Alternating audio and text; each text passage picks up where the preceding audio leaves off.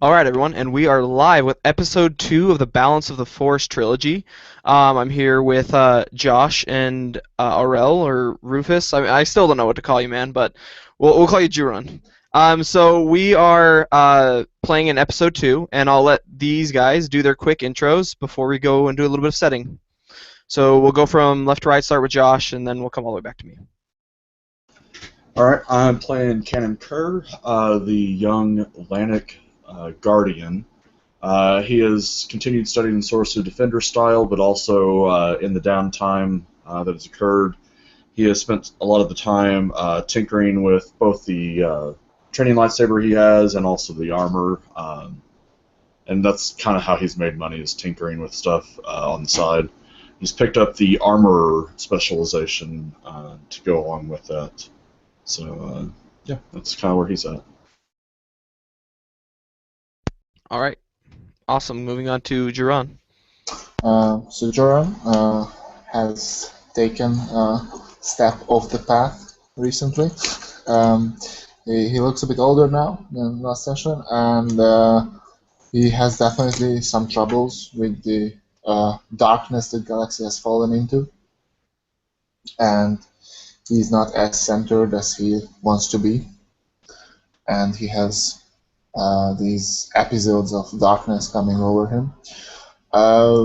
In the past few years, he was mainly training with his lightsaber, and that's it. Not much has changed.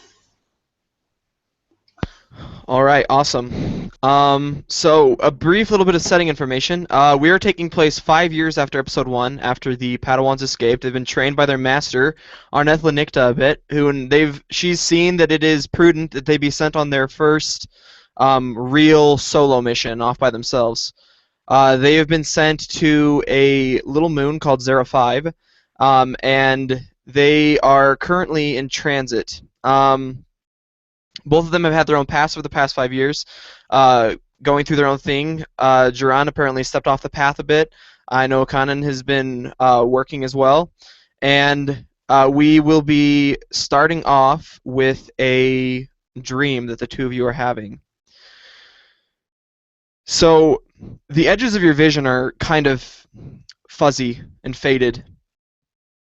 As you look seemingly from nowhere, almost a very ethereal, out-of-body feeling. As you look around you, you see that you are on the bridge of a Star Destroyer.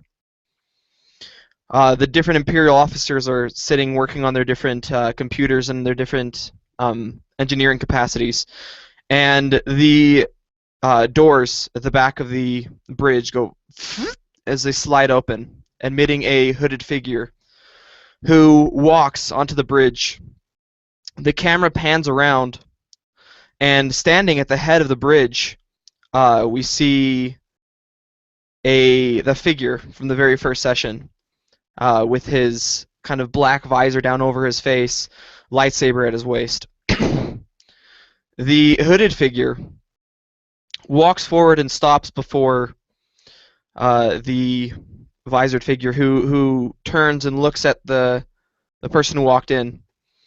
Kneeling and putting one arm to his chest, he bows his head, the hooded figure, and the Jedi, the Sith Jedi, looks down at him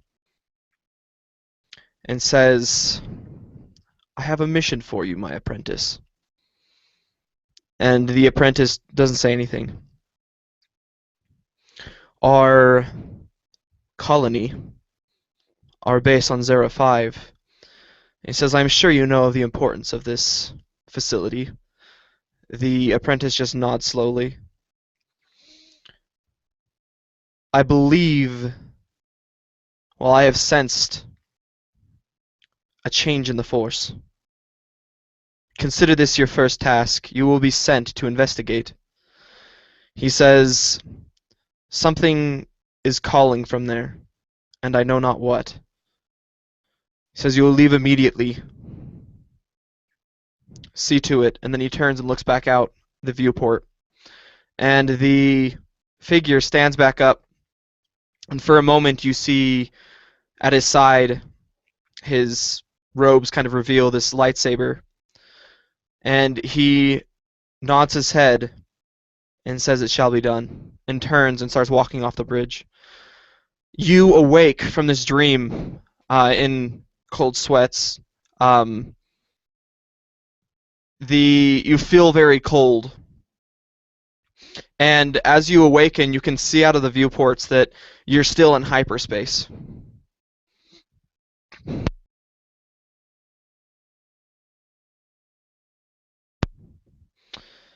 You hear over the comms a familiar voice. Kelva Otar, the Nautolan who helped you get off of Coruscant, speaks up. We'll be exiting hyperspace soon. I recommend that you get ready. And then the comlink beeps off.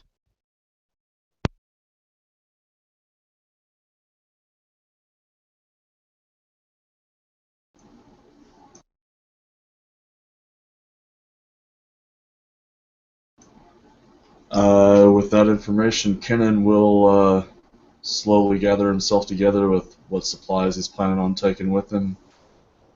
Kind of the distracted, just woke up from a dead sleep type motion as he tries to process what he saw. And in the vision, you said it actually mentions the name of the same place that we're headed to? Yes. Okay.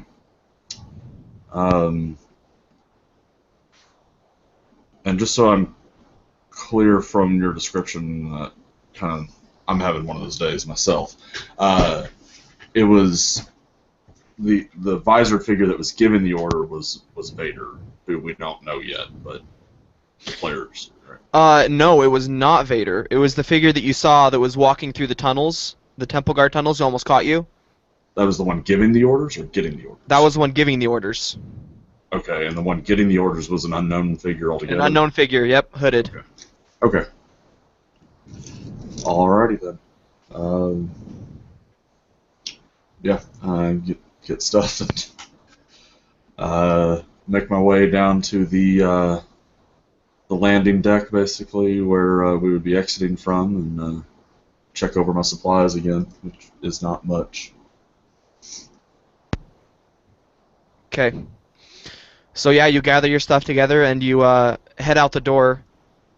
What is Duran doing? How does he react to this vision? He has he had been seeing dreams, not as clear, but he has definitely seen some dark visions. So he's kind of unsure whether this is the Force telling him something, or an actual glimpse of the future, or the past, or the present. So he has taken a few minutes just meditating on these and trying to recall the words of his old master, and I guess the new master as well, and trying to find the answer that the Jedi Order would give, or like, what is the Jedi way of thinking about this, and he kind of fails in that, and feels that he just can't, he doesn't know what to do with this glimpse of the future or past or whatever. And this takes a few minutes, and then silently he follows Valenic. Okay, as you two approach the bridge, you see those familiar white streaks, and finally, and with alerts, you guys come out of hyperspace. Kelva is sitting up there in the pilot's seat, and he kind of just looks over his shoulder at you two. Duran, you look a little bit more shaken than Kanan does, and he kind of just like looks you two over, doesn't say anything, and just nods. It says, I take it that means you didn't sleep very well.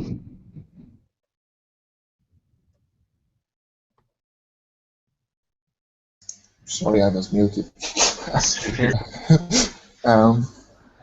No, I had a bad dream.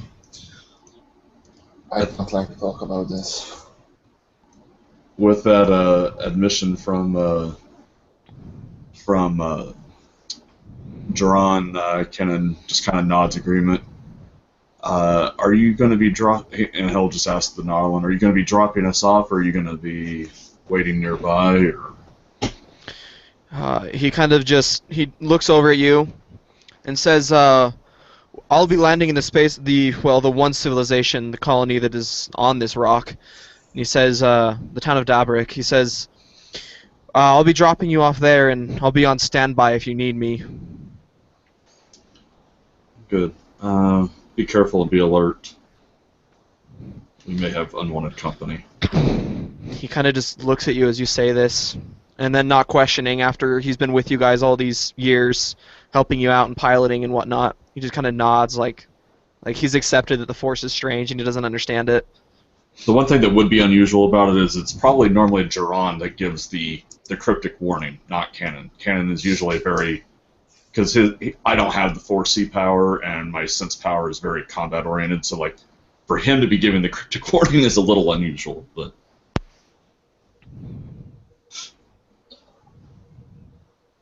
Okay. So, Kelva nods at you and says, I'll be sure to keep an eye out. And, he presses a code into the panel as you guys come out of hyperspace, and essentially requesting permission to dock down on the planet. And this flashing light comes on, giving them permission to come in. And as you go through the atmosphere, you just see this very densely forested planet. There's a very low mist that seems to hang everywhere at all times, and jutting up out of the ground are large mountains and arches and just large stone, not structures, but landforms that seem to be rising up and forming everywhere. As he flies over the the canopy of this forest, you see a fairly large clearing, probably about the size of a small city that's been cleared out, and there are large walls that kind of come up out of the forest floor. And he pulls forward to a dome structure with a hole in the center and pulls down and lands inside of this docking station. He flips a couple switches and then presses a button, and you hear it tss as the cabin and the ship depressurizes, and you hear the docking hatch go down. I would like to know what do I know of this planet? Roll a xenology check for me. Xenology? Or what would it be? Are we in the outer rim? So outer rim knowledge, if you have outer rim knowledge. That's what it is. And it's one of those things like with knowledge checks, like if we're rolling xenology as opposed to outer rim, we might know something about species that are here, but we ain't know nothing about the culture that's here, or that sort of thing. So. What's the difficulty on the toll? We'll go with the difficulty 2. It's just a what's it called? A difficult check or simple check. Wow. Well, I'm just good with the. Oh. Just dropped out of it. We will be back. There he is. Well, that was weird. Long time no see. So 3 success and a threat. Which one are you guys rolling on? Are you rolling on the beta one or on the normal? Yeah, the beta one. I'm rolling on. That's weird. I'm not seeing your guys' rolls. It wasn't showing my rolls for me. And then it just reset. Okay, well, I whiffed. I got 0 successes, 0 advantages, 0 threat, 0 anything. Huh, okay. What is the destiny pool? Because I can't see any of that right now for some reason. I rolled a light side one. And I rolled 2 light side. Wow. Okay, so you guys have 3 light side right now? Yeah, awesome. Alright, awesome. Okay, so what did you end up getting for your roll? We got a 0, just a full whiff, and what was yours? Yeah. 3 success and a threat. Okay, so what you do know about this planet is that it is very similar in ecology and life as Felucia, I think it's called, the Twillicum world. So it's very exotic, very humid and damp. Think of it kind of like the Amazon jungle. The inhabitants here, it's a smuggling kind of a backworld type place where it's very odd that the Empire would have any kind of focus on this planet. Let me see, what else would you know? If you want to roll xenology for species that you might know that are like primarily live here, I'll let you do that. And that's pretty much all that you know. Oh, there is one more thing that I'll let you know after the xenology check. Okay, same difficulty? Same difficulty, yeah.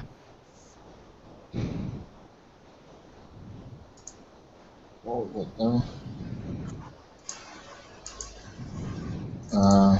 just a second, it doesn't want. Nope. Restart the program because. Yeah, the dice roller's not working for me either for some reason. Yeah, it's not working for me at all either. I'm gonna try leaving and then coming back, and I'll see if that fixes anything, I guess. I think that will break the broadcast, no? It looks like the beta one's the one that's not working. We can use the original, and it's working fine right now for me. Okay. I don't know about you. Okay, We'll use the original one then. Okay.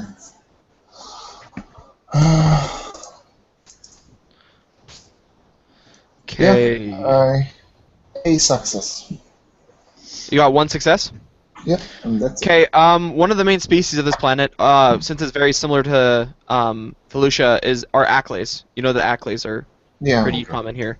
Other than that, nothing really that stands out. But you do know that this planet is odd in one thing, that there are these storms here that everyone calls surges. They're very odd. They're not necessarily random. They're kind of there are times like each week where everyone knows that a surge is coming. You can mostly tell by the drop in air pressure. It gets very, very the air becomes very, very thin, and you can tell that a surge storm is coming. Okay. Okay. So I step out from the space shuttle ship, whatever, and look around this damn planet. Yeah. What time is it of the day? So you guys have arrived comparably around to like noon. The three suns of the planet are kind of like high in the sky, and it is very, very warm right now. Okay, well, I'm kind of regretting coming in this big clothes I'm wearing.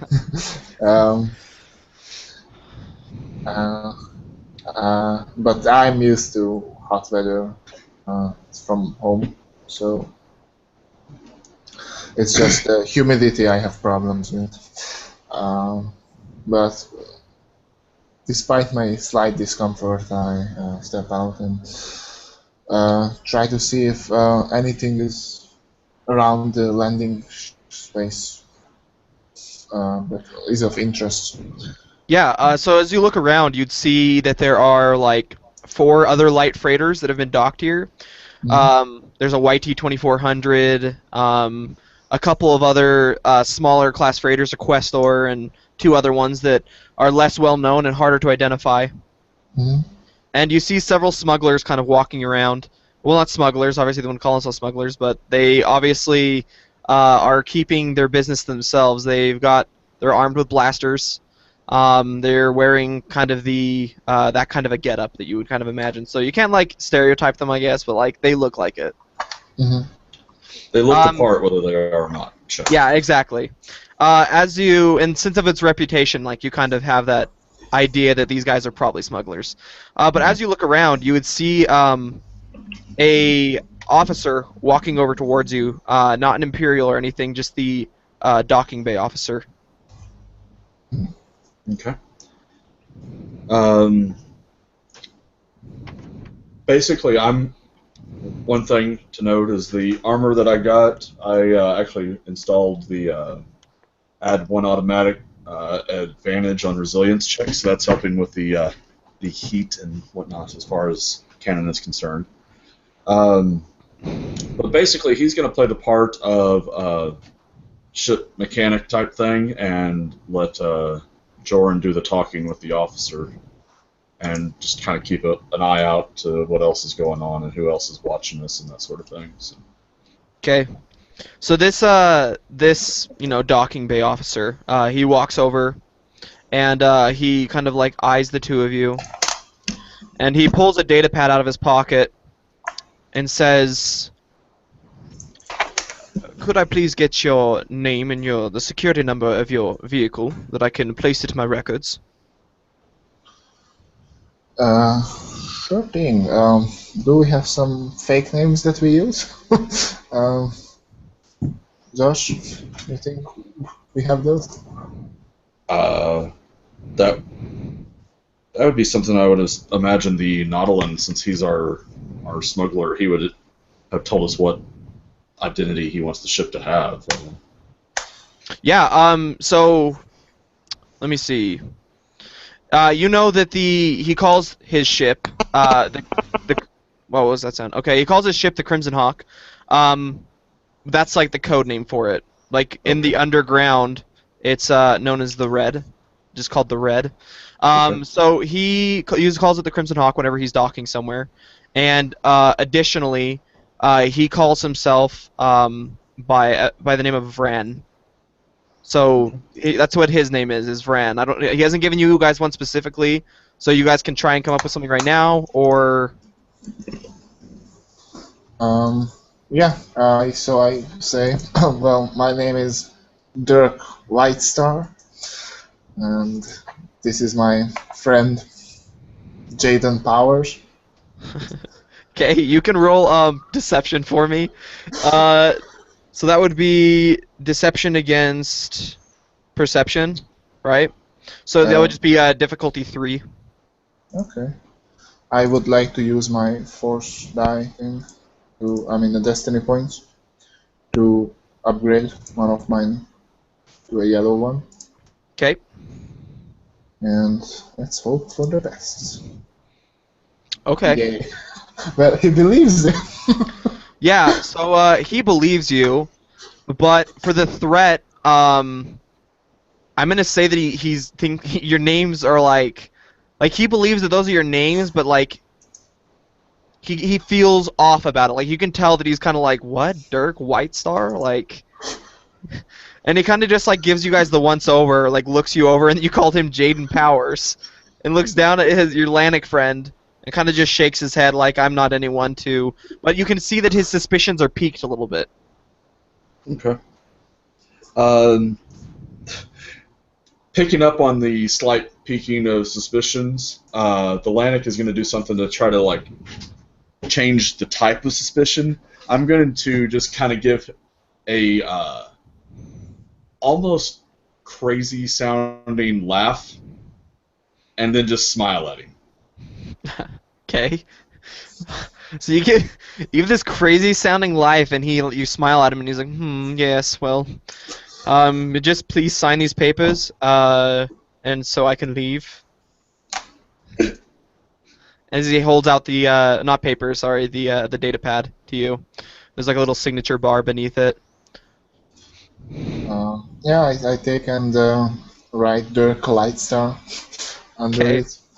So you sign the papers, Dirk Whitestar, and he like pulls it back and like looks at it, and then looks at you one more time, and looks at your cackling friend, and then like shakes his head and like turns off the pad and walks away.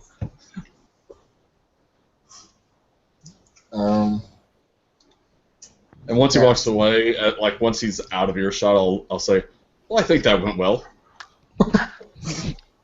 well, come, Jaden. Right. So what are we here Um, looking for again, anyway? Um, So you know that what you're looking for is so basically your master sent you here because number one, she felt a disturbance of the force, so figure out why that feeling is here. Like just follow your instincts basically. Number two, figure out why the Empire is so interested in this planet. And number three, because this is also a place where force crystals are fairly prevalent. So to make your lightsaber as well. okay, so based on my education in the Jedi Temple, I believe that these crystals would be in caves. So I look around the geography and look where caves might be, and head that way. So yeah, as you're looking around, I mean like you see mountains and other rock formations kind of rising up out of the top of the jungle, and you're just gonna like walk out of town. Um, I'm following my instincts. Okay. All right. So like as he starts to walk out of town, I'm following around, just okay, going with the flow. And then once we start to like get to the edge of town, I like reach up and grab his like the arm of his jacket and be, hey, maybe we should start with asking questions in town, or at Yeah. least buy some food. Food, yeah, that's a good I mean, idea. we can start with that. I don't know how long we'll be here. That's a good call. But we should not draw attention to ourselves. I can't imagine how we would ever draw attention to ourselves. Um, okay, let's say that we are geologists and we are looking for cave formations. Okay, Okay. I think I could do that. So we head back to town. Okay.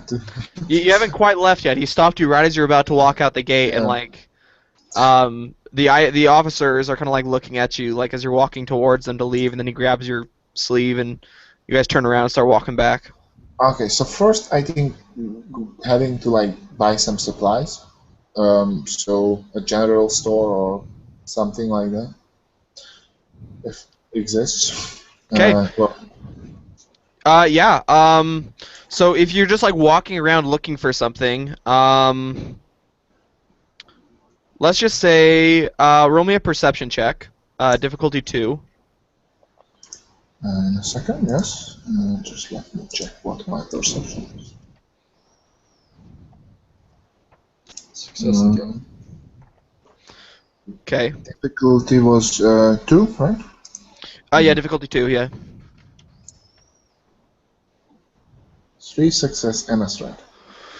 Okay. So threats can like give strain, right? Yeah. Okay. So for the threats, just say you're walking around for a while, so you're kind of tired. So just take a point of strain, both of you. But you do find a place. As you're walking around, you spot a kind of an open-ended convenience store type place where they've got like a flap set out with like the post in the ground, and there's a couple of wares sitting beneath tables out in front, and you see a very, well, not large, but a tall Nikto salesman standing in there. I approach him and start talking, and I ask, I say, hello, friend.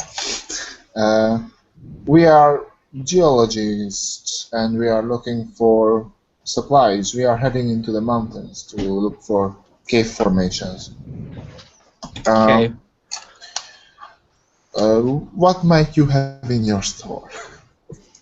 And he kind of just like looks over at the two of you and like holds out his hands, like, what you see is what you get.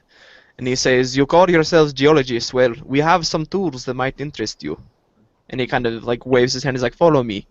And he kind of starts walking towards the back of the store. I follow him.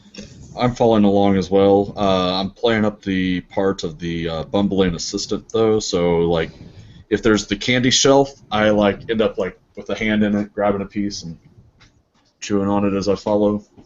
Okay. And you're just doing this like unabashedly, right? Like you're just grabbing like a Right? piece No, of not that I'm stealing from him. I'm just like candy. Yeah, okay. You just toss a piece of candy in your mouth, and he kind of just like eyes you and just like shakes his head, and he says, "Please keep your friend in check." As he walks back into the back of the store, and he approaches like the main register type area where like he keeps all the credits that he's paid and whatnot, and he kind of reaches beneath the counter and he pulls out like a couple of different tools and toolkits and etc. and sets them in front of you. And he says, would these be of interest to you? I look at the tools. I'm mainly looking for something that could be used to like like take off a crystal if a wall, if like I could, without doing incredibly much damage to the. Yeah, there's a couple of toolkits that he sets out that looks like they have like the tools that you need. A couple of what are they called? Like laser cutters to like cut it directly out of the wall type thing, and a couple of pickaxes and whatnot to break through the rock to get at the larger crystals if you needed to. Okay. Yeah. Yeah. Because I actually Yes, have mechanics and whatnot, so like Yeah. that into things with the looking at the scanners and the tools, I'll start like perusing them, and I'm not going to give my opinion on any of them to the guy. I will talk in Yoda speak and like hold up a particular one to Joran, basically whenever I'm ready to indicate that this one seems like it would be useful for us. Okay, so I let my so to say assistant rummage through the actions, and I'm talking to the Nikto. Well, I let my assistant look through this gear. He's the one using this. I don't want the dirt to get on my hands. So, Jaden, look through and find what is the best works for you. And meanwhile, I will talk with this gentleman here. And I turn to the Nikto. Okay. And, Josh, make me a mechanics check. Difficulty 2 to determine like the quality of the tools that you're looking at and like whether or not you're getting scammed. And Difficulty 2, you said? yeah, difficulty 2. And then Jaron, you roll me a deception check to keep up the facade of being geologist to this Nikto. And that'll be difficulty 2, but I'm gonna upgrade 1 to a red. You're evil. Okay. Deception. I got 2 successes and a threat. Okay, yeah, you can definitely tell which ones are like this one has just been repaired just enough that it'll be used like 2 or 3 times before it'll break, and then you can determine the ones that are actually in really good condition. Okay. Okay, I got one advantage. So he doesn't fully believe you, but he doesn't not believe you. So what do you want to do with your advantage? I want to like. Oh, he might not be telling the truth, right? He's like doubting us, but I am trying to make like a sort of good relationship, so I might have an edge in bartering later for the price.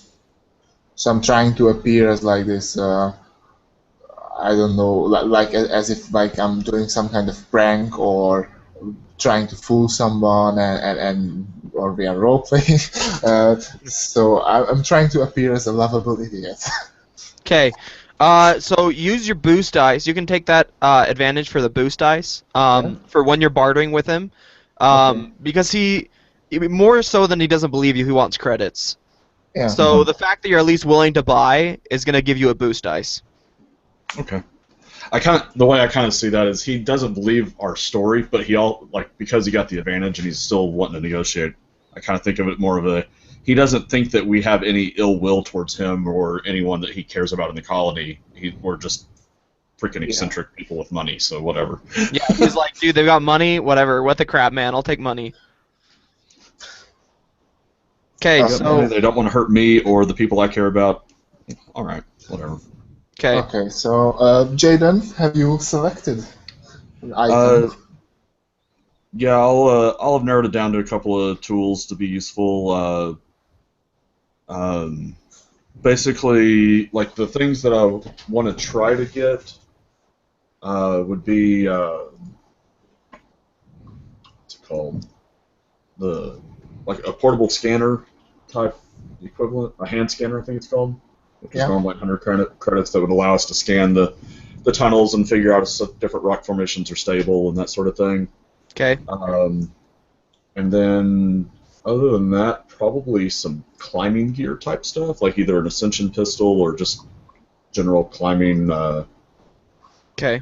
type equipment. Are you looking at getting a toolkit as well to use for extracting the rocks and stuff? That's a good question. I would say you yes. happen to have the Keeping the Peace source book handy? Keeping The what? Peace. Keeping the Peace source book. I don't have that one. Okay. I might have acquired it. Well, I've got the Jedi utility belt from that, but Okay. it doesn't tell me what all.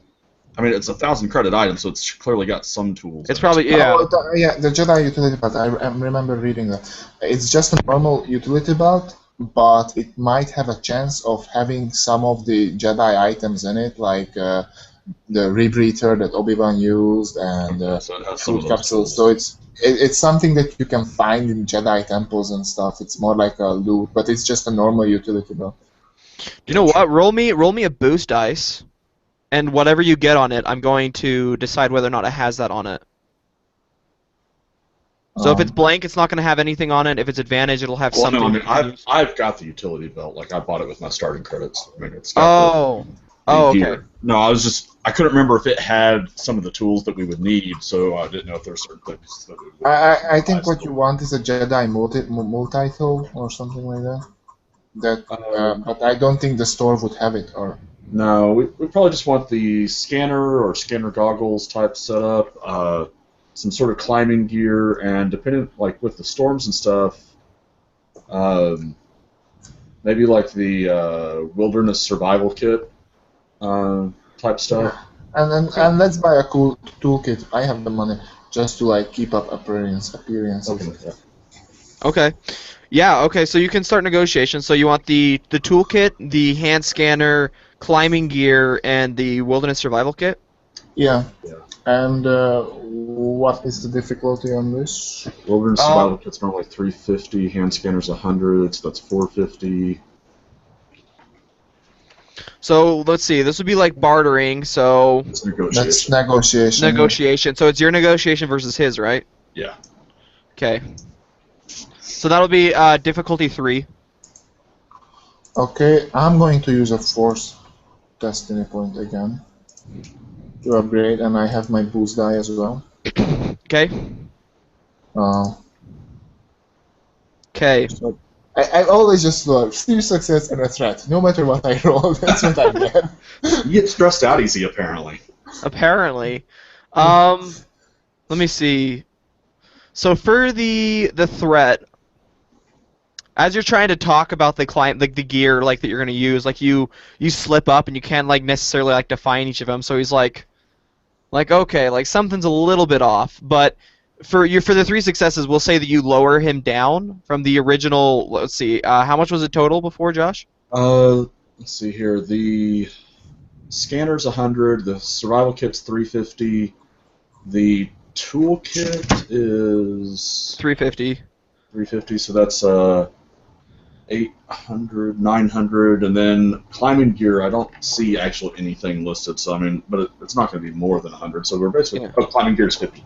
So we've got 950 in value in those 4 Okay. items. So we'll say that you're able to like haggle him down to like 750. What the book says, I mean, you can say what you want, but each success is 5%, I believe. So 3 success would be 15% off, just as a measurement. 15. Here, let me- So about 750, because we save almost 100 for, or almost 50 each, so it'd be about 150, so basically around 800. So you were in the right ballpark, Yeah. Okay. somewhere in there. Okay. Yeah. It's around there. So we'll just go with 750. Okay. So he gives you a pretty good discount off of what he's selling you. And then with the threat, we're just gonna say that you don't have to take a strain or anything, but he is like a little bit kind of off. Like- Okay. We have made ourselves memorable for his day, at least. Exactly. He will remember you by the end of the day. Yeah. Oh, The that's Lanik not that was eating necessarily good. Yeah. Just imagine like the Inquisitors following us. Who the fuck is Dirk Lightstar? And Jaden Powers. So he nods to you guys and says it was a pleasure doing business with you, and he kind of Wow. pushes the stuff across towards you guys. Have a nice day. You too, my friend. And I grab something like light and easy and say, Jaden, bring the rest. Okay. Treating him like the assistant. Nice. Yes. Okay, so we got the toolkit, the climbing gear, the scanner. And the Yeah, wilderness survival kit. I'd probably bring the scanner or something. Picks I'm up the not scanner. Sure, I can lift the rest of it. Let's see. Look, as I look back and I see like struggling. Yeah, I physically Fine. cannot carry the rest of it. Carrying all of that would put me at encumbrance 12 out of 8. Okay, so I walk back and I say something like along the lines I should have gotten a droid and take off some of the load. Okay. Let's see here. If I carry the scanner, I need you to unload 4. So basically, you take the toolkit from me. I can carry the rest. Okay. So I got the climbing gear, the hand scanner, and the wilderness survival kit with me. What is the encumbrance of the toolkit? 4. 4. Okay. I like basically have no items, so. So you got all the extra encumbrance in the world. Nice. Okay, so you guys you make this deal. He sells you the stuff, and you guys can just walk out. Roll perception checks for me though as you're leaving the building. Difficulty, Just 2. not me. Let me see perception. Yeah, you're like Oh, struggling under your load, like. You're like, really? Suddenly, I'm thinking this was a bad idea. 2 success and 2 threats. Okay. So you do notice you see a group of stormtroopers that are walking and kind of like checking under hoods and looking at people, and they're like walking back into shops and then walking back out. Obviously, just doing like a routine like check of the area, and they're making their way towards you guys. May I suggest something for the threats? Yes, go ahead. Like that they would notice that I notice them, like Yeah, you two make visor to eye contact, and the stormtrooper kind of like looks at you. He's not suspicious, but you guys make eye contact. So how do you play it out from here? I just got reminded of all those things that those were clones, but still same different. How they massacred everyone I ever knew, and I got a bit and you can't really see anything. I just stare way too long. I'm not running or I'm not doing anything. I just stand there and stare for almost a minute. And if Cannon doesn't start dragging me away, I probably. Cannon can't see around his load and has been on down the street a little ways and suddenly stops. I'm like, where'd it go? Okay. So I'm You like look half back a block and you see- further down. Yeah, you see the staring contest as you turn around and look. So make me. I'm gonna roll a perception check versus your cool. Versus mine or his? No, not yours. Juron's. Okay. Oh, my cool. Yeah. My cool is bad. Oh wait, cool comes from presence. Presence. 4. I have 4 green dice in it. That's Yeah, better than mine. Okay.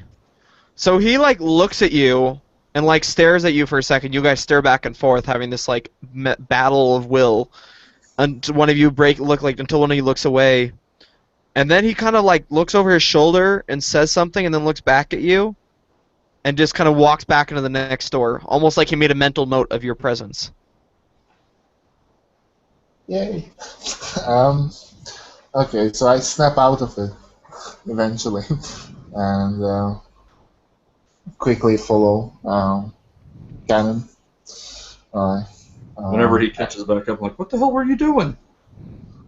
You see, he's not in a good mood or anything. He's like a moody teenager. As opposed to when.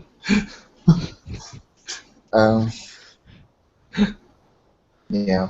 So, okay, now let's go see those caves. I have a bad feeling about this. Oh, sorry. Yeah, gotta work it in. Okay. So you guys are just gonna set off towards the caves then, just by yourselves, no guides, nothing. Yeah. Yeah, I think so. Okay, cool. All right. Okay, you guys start making your way out of town again. And, yeah, you guys just set out. So you guys walk out, past the guards, and the guards kind of like look at you again as you got all this gear. And they kind of like look at each other and look back at you guys. And they kind of just like shrug their shoulders, like, okay, well, they're gonna die, so go ahead. And they like, they seem like they mental note. They're like, hopefully we can find their stuff and like settle back. Okay, so you guys set out into the forest. So, let me see. Let me see. Let's go with a survival check to navigate your way there without any help then towards the Okay. mountain range that you saw. Give me a difficult. Let's go with, since it's so densely covered in trees and you can't really see it very well, you can't really tell north from west, we'll go with difficulty 3. Okay. I'm going to use another lesson one. Okay. Because I can. And setting up you. I'm just gonna assist, so give him a boost die. Okay. Okay. Oh, right. I didn't actually upgrade, I just found it as okay, yeah. So this one. Nice. All right. Okay, you set out through the trees. Let's see. For the 2 threat, I'm just gonna say that you are leaving very obvious tracks, Okay. and you leave these very deep imprints in the foliage around you, leaving big tracks in the mud from your boots. That's probably like right because like I have zero experience in survival. So. Yeah. But yeah, you make your way through the trees, and you approach this mountain range, and it very quickly starts to get uphill. So are you looking for a cave specifically, right? Yeah, just caves generally. Yeah. Okay. Roll me a perception check, difficulty 2, and I'm gonna upgrade one of those with a force dice. Okay. So 1 purple, 1 red. I'm just assisting on this stuff as I'm carrying. An advantage and a success. Nice. All right. So yes, you do in fact find a cave.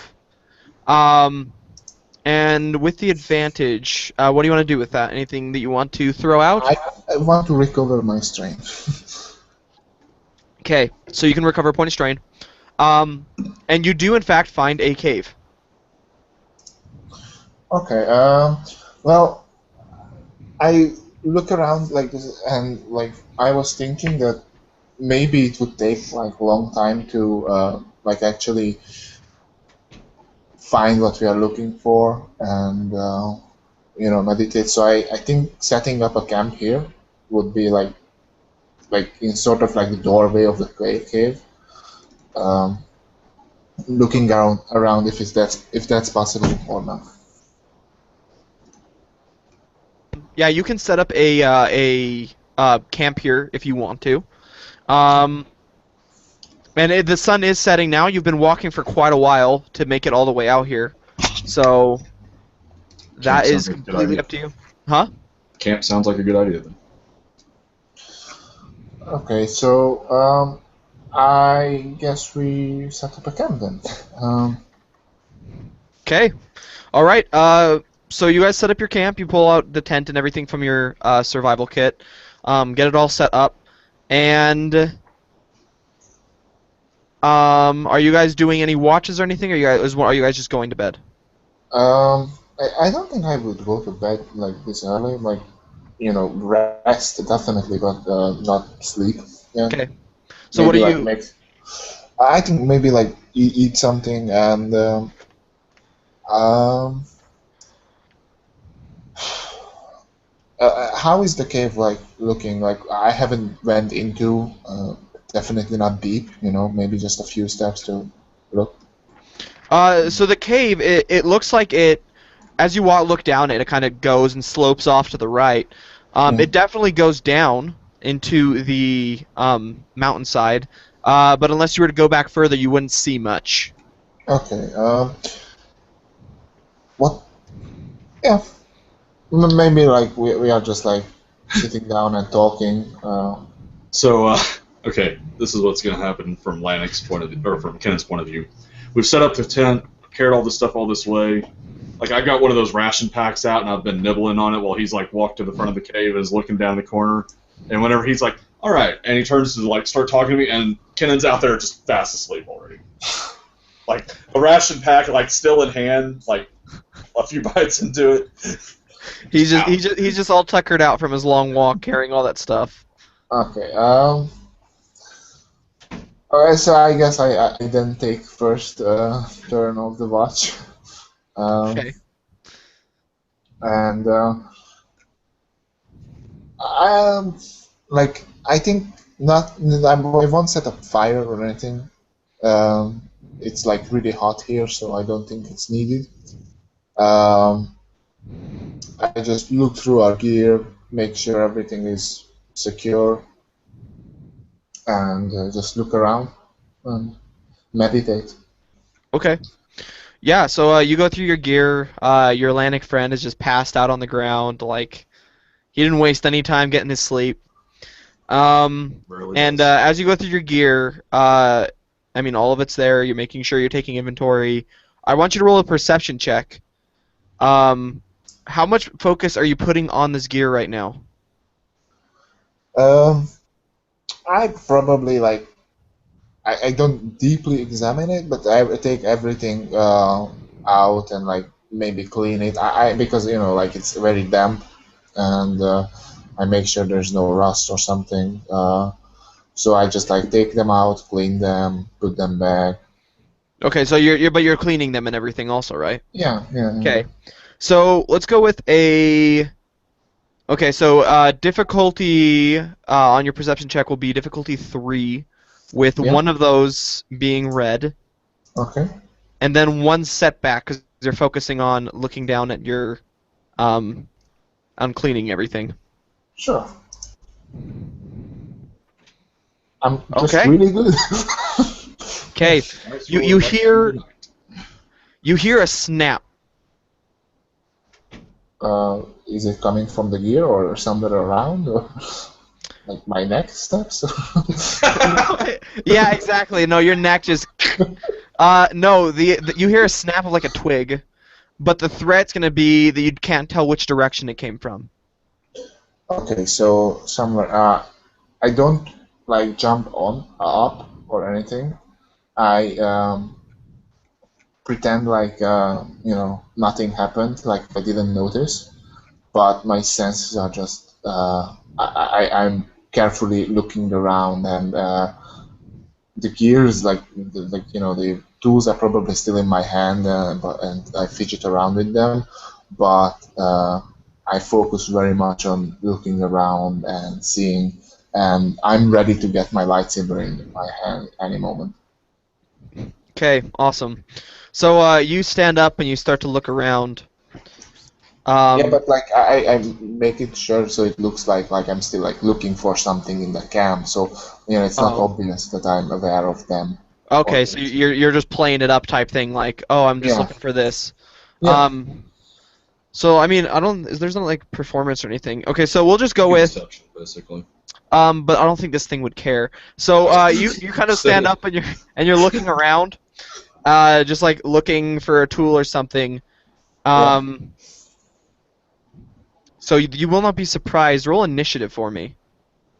And that's would be cool. Yeah, let's go with cool. Okay, and that's just 4 of these. Okay. Whoa! Holy crap! Okay. I think I start. Okay, well let me hurry and roll for this. So that would be. Dang it, man! I can never remember what the skills use. Okay, so that's. Okay. So that would be. Cool is presence. Initiative stats use the social traits. Cool is presence, and vigilance is willpower, if I remember right. Yeah, you easily go before this thing. All right. Okay, you hear this rumbling growl, and you turn in time to see these like red eyes come rushing out of the tree line. Mm-hmm. Okay, so I ignite my lightsaber, and just Also, like as an incidental, I shout to wake up my friend. Okay. And as my maneuver, I would like to. There's something like defensive position Yeah. or something like that. That gives it a setback when it attacks you. Yeah. Yeah. But it So also I. gives you a setback to it if you attack. So. Yeah, but I'm fine with that. So I step in my defensive position, and I'm not moving towards it.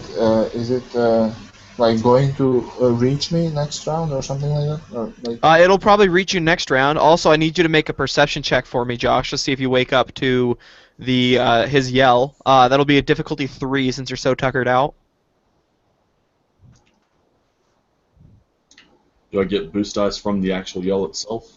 Yes, you will have 1 boost dice. Thank you. Alright, so I was not immediately woke up by it, but the advantage, I'll say that, like, he yelled enough that, like, now it started, like, a dream where he's in trouble and I'm trying to, like, help him in a dream. Okay. So we'll say that on the next round you will wake up, Okay. but on this one you don't get to do anything okay. because of the advantage. My maneuver was trying to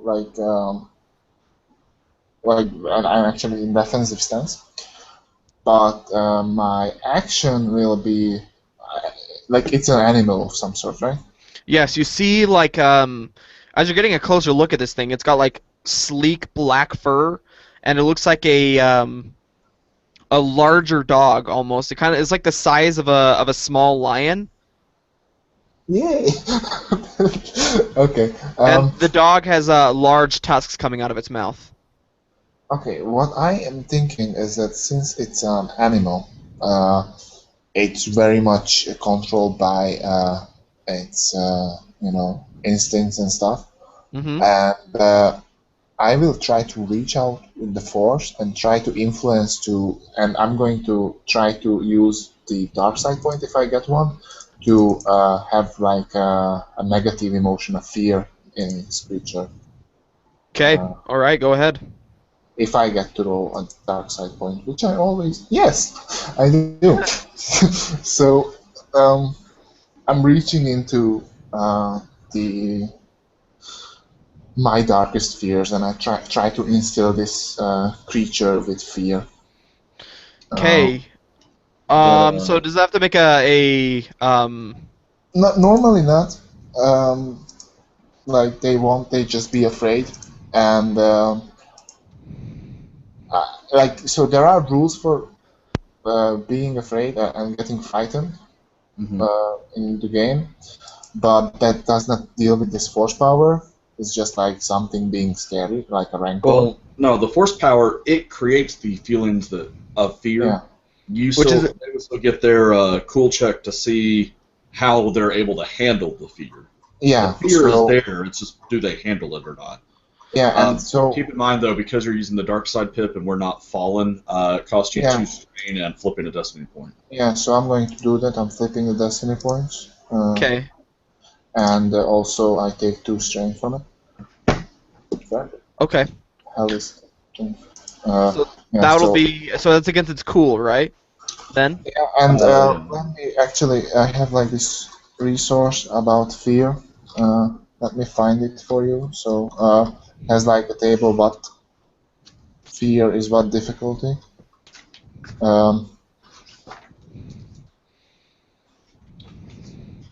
It's page 328 of the Force and Destiny book.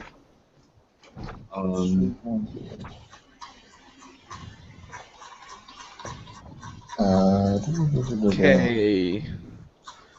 I'm in danger. I have like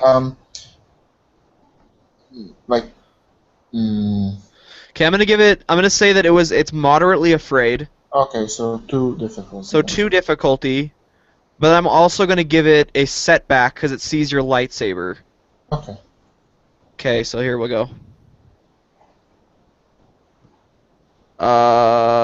Okay. Wait, what did I roll? Okay. So it succeeds. It pushes its way through it. You try and like instill this fear in it, and you meet resistance. Okay, well, I'm not that scary yet. So as you like, it's odd though because as you try and like force these feelings of fear into it, you meet almost like a mental barrier that a Force user would have. Mhm. Oh God, I know what we're up against. I know too, but um, okay. So then that was my action. My maneuver was the defensive, so I'm done. Okay, so yeah, you do that. You don't get to do anything on this turn. I need you to roll initiative for me though to see where you go next turn, Josh. That'll be cool. And the creature is going to leap towards you and try and attack you. I And you guess I took get to go defense. first. Oh man. Okay, yeah. So it's gonna get let me see. So it jumps forward and attacks you. It's gonna get a setback dice because you are in your defensive stance. That'll be a difficulty of 2. And here we go. Okay, so it doesn't hit you, so to say. Oh wait, I messed that up. Okay, whatever. We'll just go with it though. Okay, so it doesn't hit you, but it throws you off balance, giving it 2 boost dice on its next turn. Okay. Okay. He attacked me. Huh? Yeah. Okay. Just. So then we're to the next round, right? Yes, and that is you. That's your go. Okay, so here's kind of what I want to do with that triumph is that basically I come like surging awake as I feel the force presence of this creature a bit, as it like tears through the dream, and so like Lanik does the whole like cartwheeling thing that Yoda does whenever he draws and ignites his lightsaber, and he's going to try to land in a flanking position behind this creature and attack. Yeah, take a boost for being behind it. You guys are in flanking positions, basically. Okay. And that'll be against a difficulty of 2, but one of those is red. Okay, so 1 and 1, and did it have 1 melee defense? Is that what the setback was that he rolled? No. It rolled a setback because he was taking a defensive stance. Oh, okay. Okay, so it's just 1 red, 1 purple then. Yep. Okay.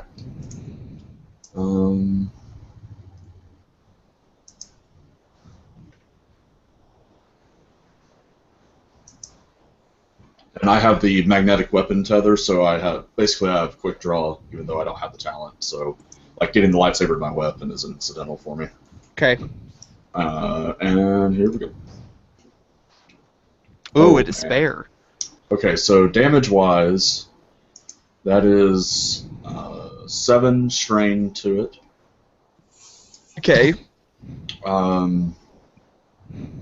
The 2 advantages will be to give it a setback on its next attack, as like the lightsaber bites into its hind leg and like the muscles spasm from the stun damage, basically.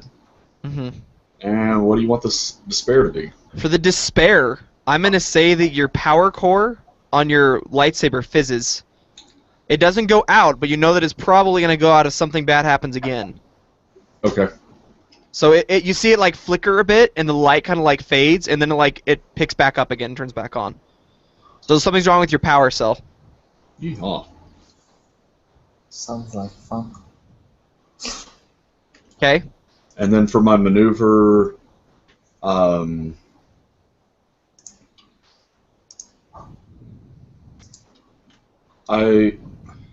know what this would be exactly. Basically, I want to.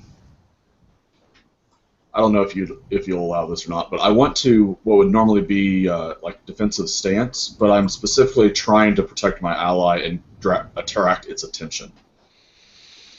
Okay.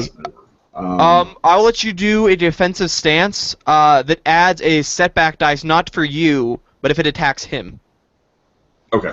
Where I'm like actually actively parrying and extending myself and leaving myself open as I'm trying to parry for any attacks on Jaron. Yeah, that's fine. I'll totally allow that. Okay. All right, Jaran, your go. I'm going, and now I'm only engaged with one hostile enemy, which means that I get to do my Makashi stuff because I'm really good against one thing. um, so I think I have a boost die against from the lightsaber because it's a curved hilt, and I have one something from the Makashi something something. Now let me look at it because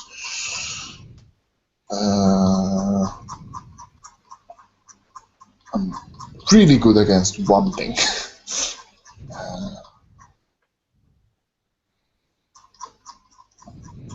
So, yes. So yeah. So I had one boost die from my Makashi something, and I have from the item. I believe I get an automatic success from combat checks with a single opponent.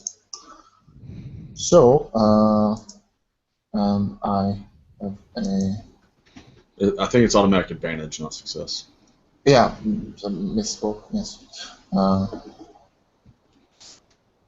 To roll, I roll these ones, and the difficulty is 2 for like. Yeah, one melee purple, combat one roll. red, because that's adversary. Okay, and a boost die, and let's do this. Ooh, whoa, a despair and a triumph. So those don't cancel out each other. Nope, No, they both don't. pass. Huh. No success. No You got- success. Yeah. So I have 3 advantages Mhm. and a triumph and a despair. So I would like to. Oh, did you count your immediate success, though, that you said you got from being a Makashi duelist? No, Yeah. it gives an advantage, not a success. Oh, okay. I said it wrong. Okay, so what I would like to do with them, what's it called? Advantages is to impose a setback dice. I'm not actually hitting, it's more like I'm striking towards it, and like it's flashing in his eyes and everything. So it's probably bothered by this humming, like, blade of plasma in his face. Can't imagine why. Uh, I mean, that would mess with my ability to do stuff. yeah, and triumph. Josh, you have any ideas? What should I do with my triumph? Knock him prone. Yeah, If he loses his balance and falls. or yeah, I would like to knock him prone. That's good. Okay. So he has to use his maneuver to get up. Okay, so as you're kind of like swinging around, you like tap it on one of its like shins, basically making it go numb, and it trips and falls to the ground. But I'm going to say for the despair, Yeah. that as you're moving your hand around, the humidity is coalesced on your lightsaber, and it slips from your hand. Okay. That's for that. Yeah. Okay. Okay. All right. So it has a setback when it attacks you, and it uses maneuver to stand back up. Huh? Two setbacks because. Oh yeah, because of I your gave him Atlantic one. friend. Yeah. We So both it's gave him one. Huh? I think we both gave him one. Yeah. So he's going to attack you though. Me or him? Him. Jiran. So it's got He'll two. have the third setback from my maneuver as I'm protecting him. Okay. So there's 3 setback. It has 1, 2, 3. And I'm gonna flip a destiny point to upgrade 1. And it's 2 difficulty. All right, here we go. And it fails miserably. So I'm gonna make it suffer 2 strain as it kind of like tries to jump at you, and like it scrapes its claws on the ground, yowling in pain. And it kind of starts to back away with its like hackles raised, basically, and growling this deep-throated growl. Okay, so it's like now retreating. Basically, it's retreating back into the jungle. Yeah. It is your turn, though, Sir Lanik.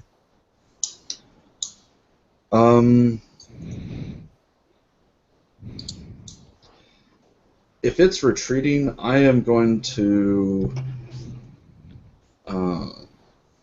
position myself such that if it comes back in, I'm the logical target, and wait to see what it does.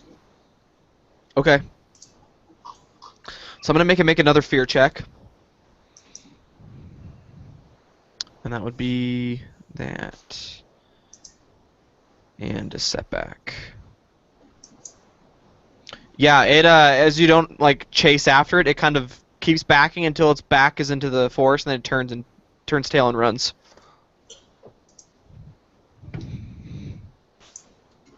Once it is apparently gone, I unignite my lightsaber and I say, "You make friends wherever we go." It's my natural charm, say, as I pick up my lightsaber from the ground. Clean it from the dirt. Yeah. Hopefully we won't be bothered the rest of the night. Yeah. I think it's my turn to rest now. So. Okay. Fine. The rest of the night is uneventful. Okay. So I sleep.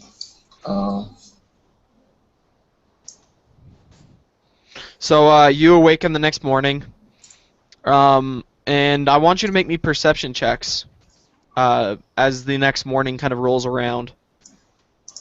What's the difficulty? Just 2. Not me. Nice. You feel... So yesterday as you were hiking through the jungle, all day you felt, it was very wet, very humid. It just felt like you were kind of covered in like a blanket of just wetness, basically. But now this morning, the air it's so thin that it almost feels like you're standing on top of like a mountain peak, and you can see this large cloud kind of rolling in from the distance. And I know that these surges come and go. Yes, they come and go.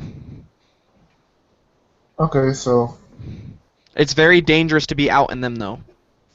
I thought to my friend that one of those surge storms is probably going to come soon, so it's Of course, the 'cause, best. It's that's the what best if we head into the caves. I don't know about the best, but it seems like our best option. That's what I meant. As you're kind of, packing up camp and getting ready to head down into the cave, or are you just gonna leave your stuff there? I think we're going to take it.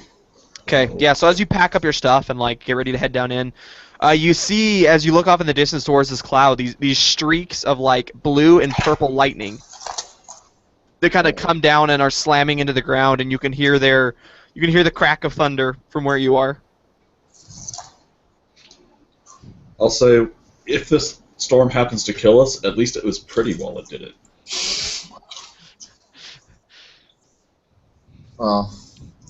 You are so cheerful today. Well, I gotta make up for you over there, Mr. Glum. Okay, so I pack up the rest of the stuff and head down. Okay. Yeah, you guys gather all your stuff together, and you head down into the cave, and it is very, very dark.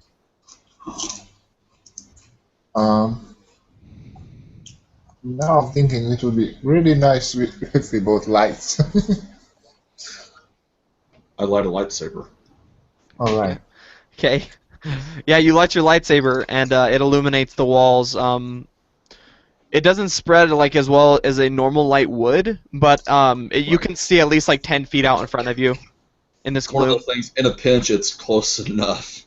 Yeah. Yeah. Better than darkness. Yeah, most definitely. And as you guys head down into this cave, it's very, very damp down here. It kind of curves off to the right and keeps going down. The floor is very rocky, and it slowly levels out until you see just this long tunnel stretching in front of you. Does it look natural? It looks natural. Okay. I also ignite my lightsaber just to have more light. Um, and press on. Okay. You guys are walking through this tunnel, kind of just looking up at all the different rocks and everything. They're kind of different colors of. Occasionally, you'll see just different types of stones, like purple and gray and black. And as you're walking along, suddenly you notice that the floor is no longer rough and kind of lumpy and uneven.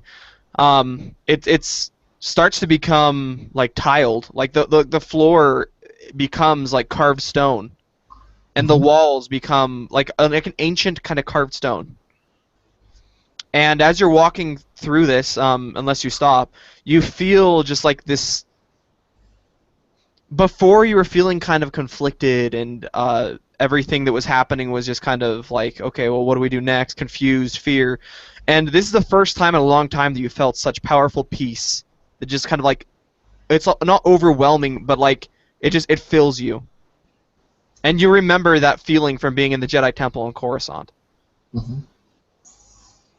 I embrace this calmness and I lower my guard. Before, like I was like very careful and looking out for danger, but I feel uh, as if I'm home, and I press on. Yeah.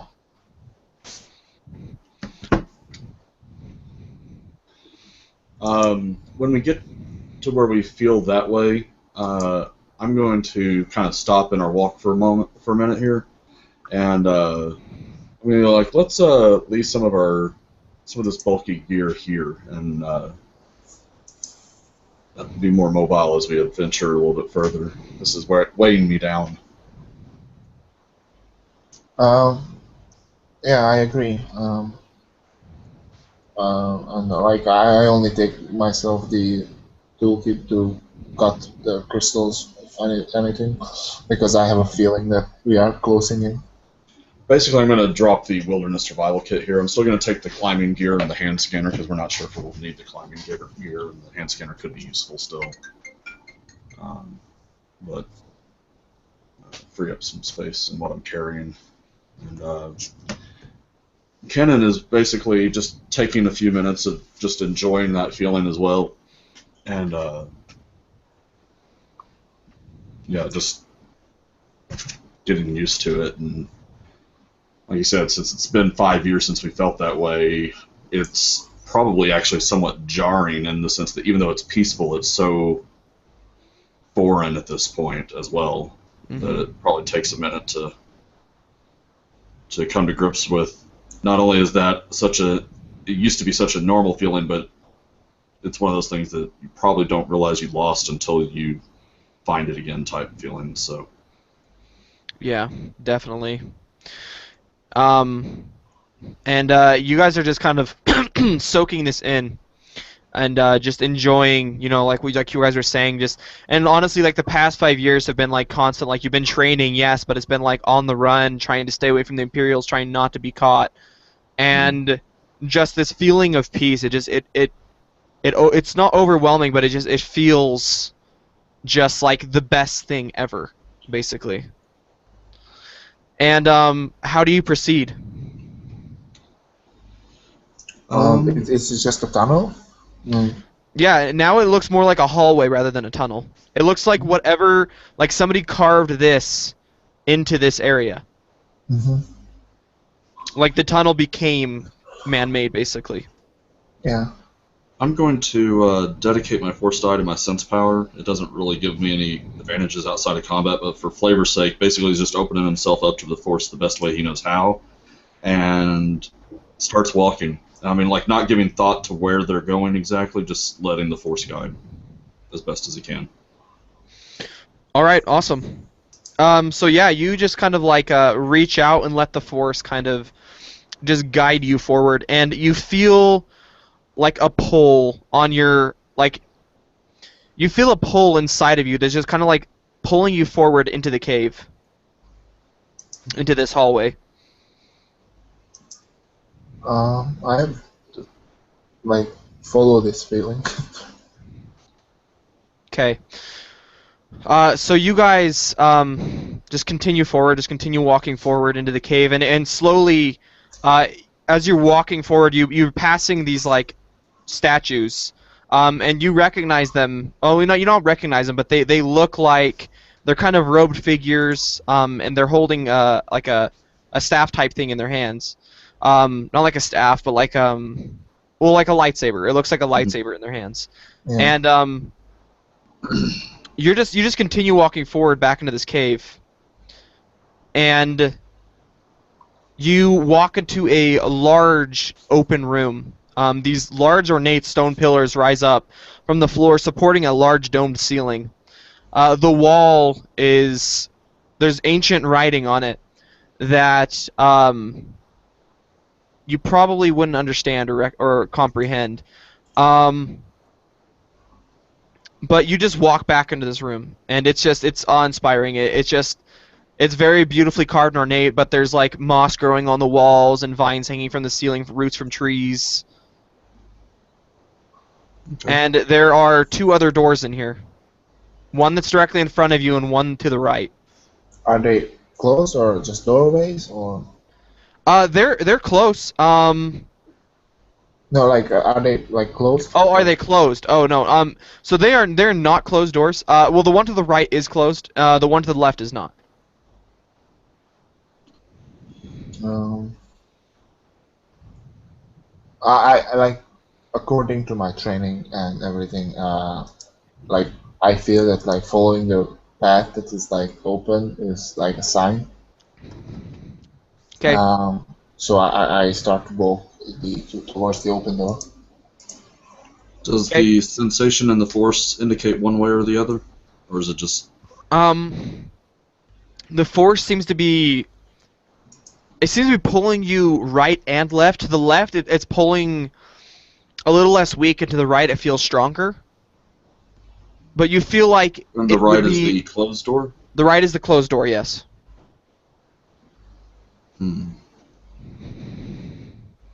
As Joran starts to the towards the left with the open door, Kenan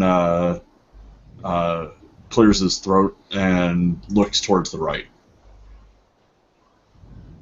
I turn back and look at him. Maybe we need to walk different paths. I go this way, you go that way.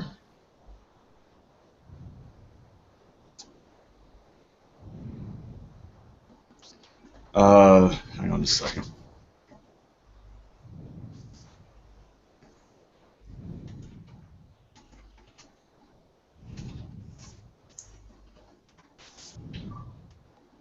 And he's going to pull one of his quotable Yoda moments. Oh, that's what I knew you were googling something. I knew it. Let's see here. And where is it? He says the beware the power or the dark side, anger, fear, aggression, the dark side of the force are they. Easily they flow, quick to join you in a fight. If once you start down the dark path, forever will it dominate your destiny. And basically he points to the open door versus the closed door. And it's not like he's necessarily saying that he thinks that that's what the feelings are indicating and what the open versus closed is indicating, but that's clearly what he's concerned about going through the open door and both that and the idea of us splitting up. So.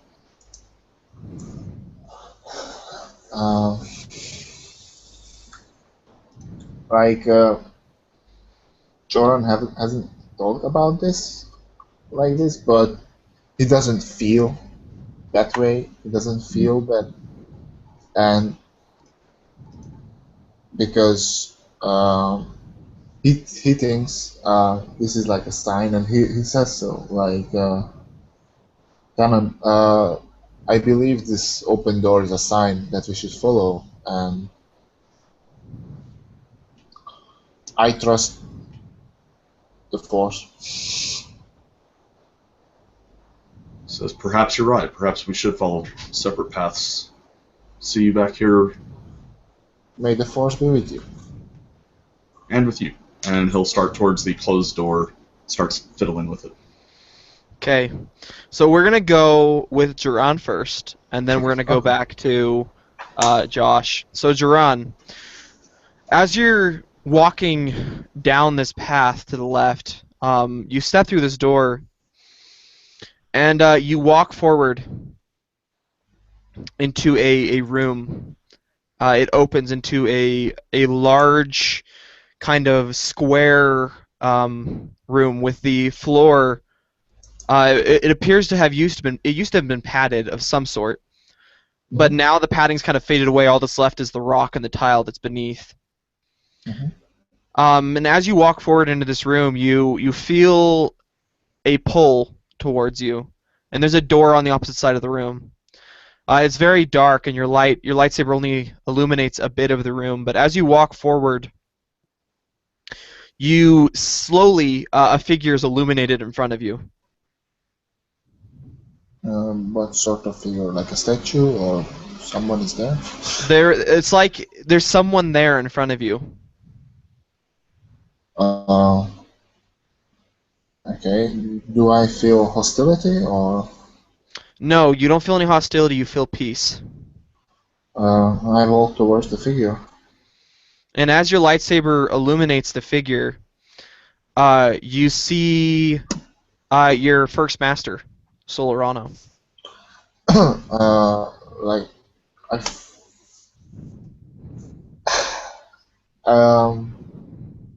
just sort of, I can't believe it for a second, and I don't even think of the possibility of like this not being reality, just by this familiar feeling of peace and tranquility.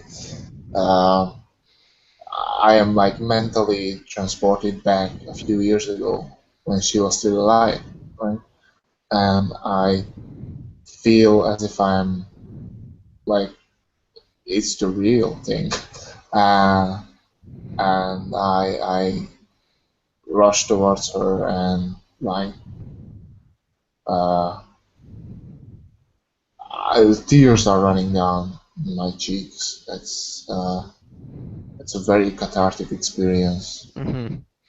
And as you kind of rush towards her, you fall through her, and you're standing on a clone transport over the. Where was it that you said that the attack happened again? I didn't specify. So. Okay, we'll just say that it happened then on during the Battle of Geonosis then. Okay. So you're standing on this transport with your master, and she's looking out over the sand as you guys are cruising towards the Colosseum. Mm-hmm. And she kind of looks at you, and she says, Duran, she says, your path along the light has been... It is well. It is well in my eyes. I can see it in you. I can see the light. And she says, do you see it in yourself? At this point, I realize like this is. Do I remember this happening, or this is just a vision?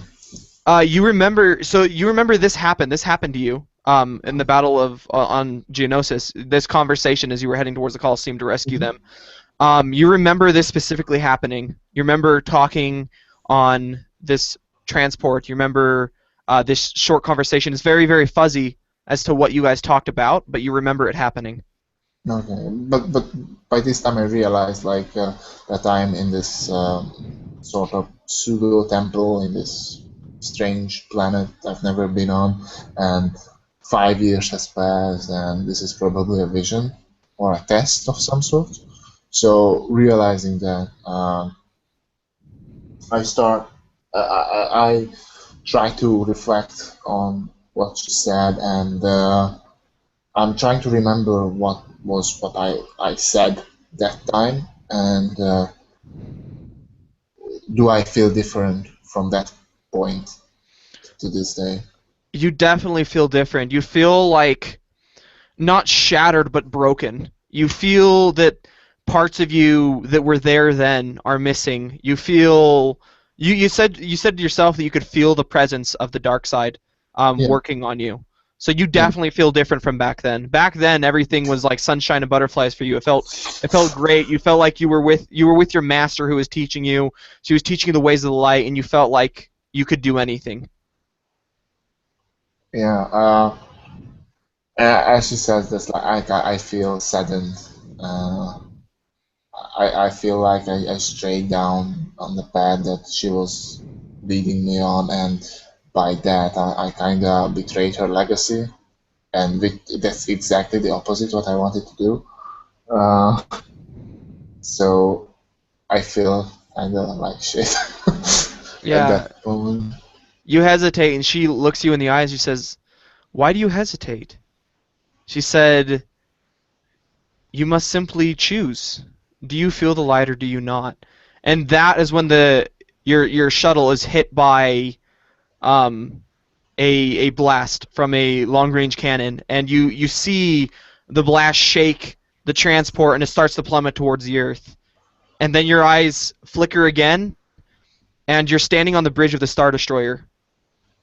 And the figure turns towards you, and he looks you in the eyes through this visor, and you can just feel his cold glare staring you down. And his red lightsaber comes on. And that is where we're going to switch over to Josh. Okay. So you're standing in front of this door, and you're kind of like touching it and trying to feel or figure out how to get through. And as you're looking at this door, the engravings on the wall, they kind of shift and change, and just like they slide and elongate and change into your own language. And it says, "Answers are found in walking the path most desired." And then they shift back, and the door opens in front of you. So, Okay. I want you to tell me, what does Kanan desire most? Oh goodness.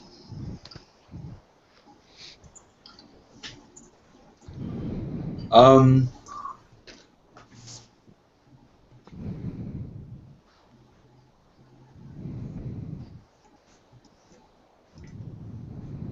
What does he desire most?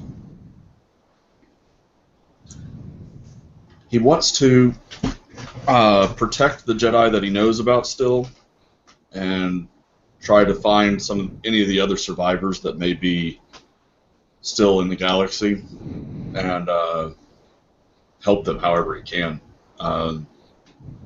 He, like, I would say that because of his bravery and recklessness, like, he feels guilt over the fact that he lived through Order 66 when other people that were more capable died, and so he feels like he owes that to the galaxy somehow. Okay, interesting. All right, so you walk. Well, the door opens in front of you. I started it. Okay, and as you walk forward with your small treading steps, you hear the door just behind you. And He you're does the whole like start to look over his shoulder, then stops and just continues forward. Okay. So as you walk forward, you find yourself standing in this room. It's a very large room, and there's a door at the other end of it. And you hear running footsteps.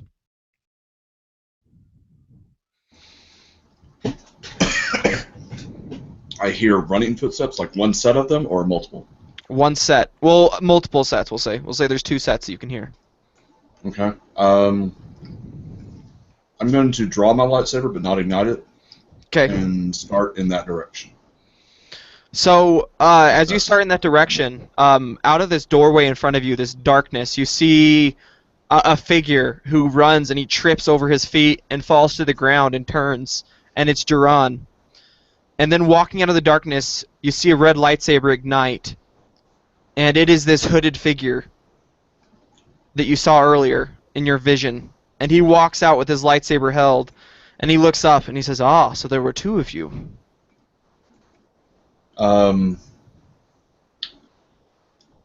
When Duran falls and this guy pauses to say that, Kennen leaps into action immediately.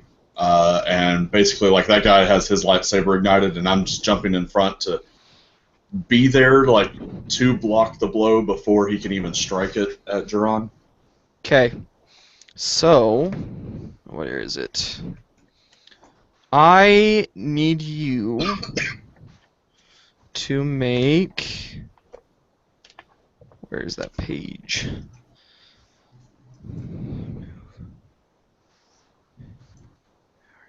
Okay. So they're gonna make an attack against you. Okay. With the lightsaber? No. Well, here, let me hurry and roll something real quickly.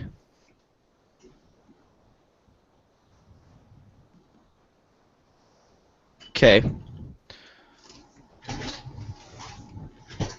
Okay, so as you jump forward, with your lightsaber ignited, trying to, like, get in the way, he just raises a hand, and you get thrown backwards and slammed into the wall. And he just walks forward and puts the lightsaber to Duran's neck, and he just looks at you quietly. This hooded figure.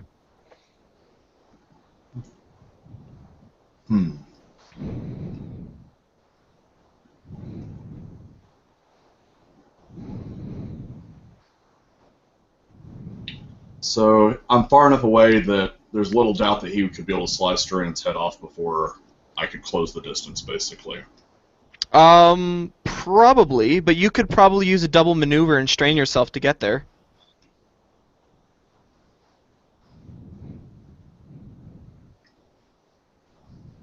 Does he say anything, or he just positions his blade over Duran?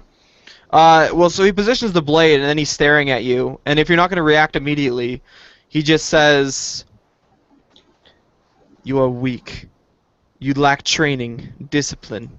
When he says you are weak, you lack, about that moment, Kennen just busts into motion as fast as he can.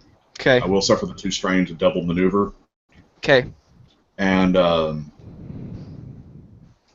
basically what I'm going to do is I'm going to strike out at him with a one-handed blow as I leap into the air, trying to clear Duran, basically. And I'm trying to strike at his saber arm, the arm holding the saber. Mm-hmm. At the same time, with my other hand, as I'm striking, I'm actually grabbing for the hilt of his saber. And if I think it's necessary, basically I'll use the parry talent, with the idea that he's trying to make sure that can't close on Duran's neck. Okay. So, make your attack. Okay. Does this guy have any adversary? Or, Yes, he has adversary too. Okay, so it's 2 red. Alright. I'm going to flip a destiny point. And does he have melee defense? He does have melee defense of 2. Alrighty, here we go then. Success and 2 threats. So I'm going to say that so you're swinging your lightsaber, and it's coming down towards his hand, and then you see the light sputter out.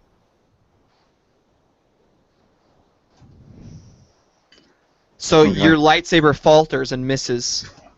And as you go for his hand, so I'll say you grab his hilt, and you just hear this little, like, this rumble in his throat. Just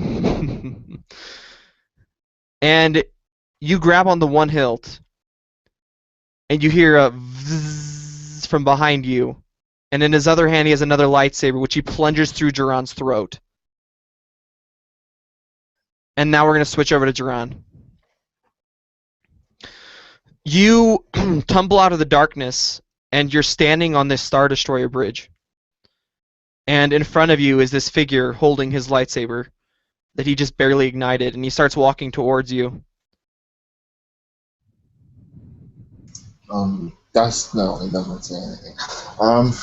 Okay, so being quite upset about the Vision's previous episodes, and you know, being this Vision is like very real. Sort of that's their point. Just over overfilled with fear and frustration. Joran just goes goes at him, just attacking, Okay. igniting his lightsaber. Okay.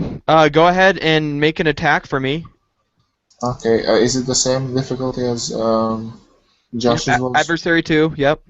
And then he Okay. also has defense melee too, so two Yeah, blocks as well. so 2 blacks and 2 reds. Okay, let me just check out my skill so I don't.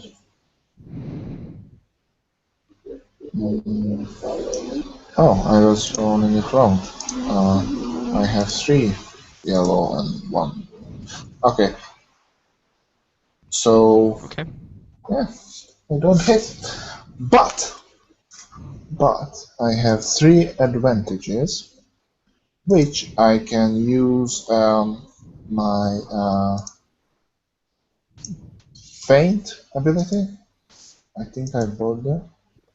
Yes, I have. You have 4 advantages, right? Because of Makashi Duelist?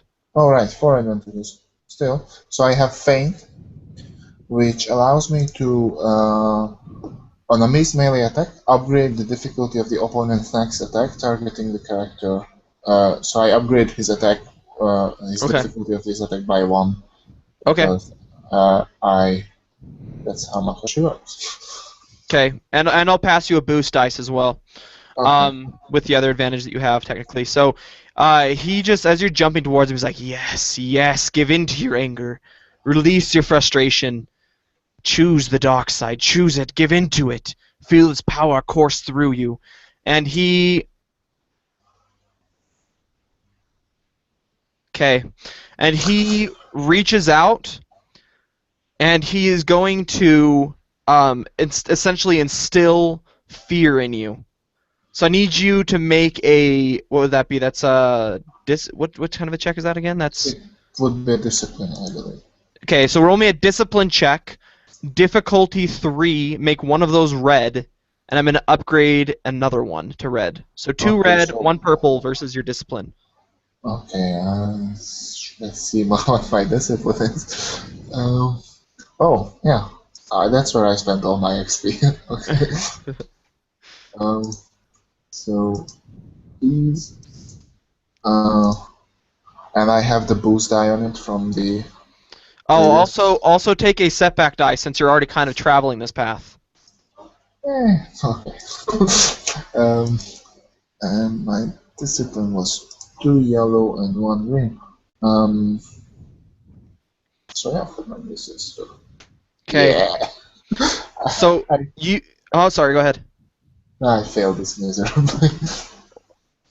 You just feel this cold just seep into your body and just flashes through your mind of your shuttle getting shot down and Soul flying out of the side of the transport, of you running away, and the figure standing at the end of the hall with the glowing red lightsaber, of seeing that one child in the entrance hall get shot and then carried away by the clone troopers, of finding everyone, all the temple guards dead, of seeing Kavar nearly dead as well, of leaving him behind, of all these different images flash through your head, and you're just driven away from this person who has his hand extended towards your face now.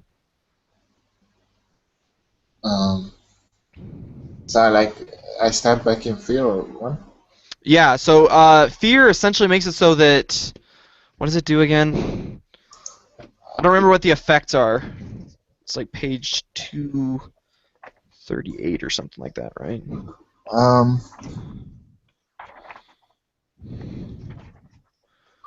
I add black dice to my actions taken during the encounter.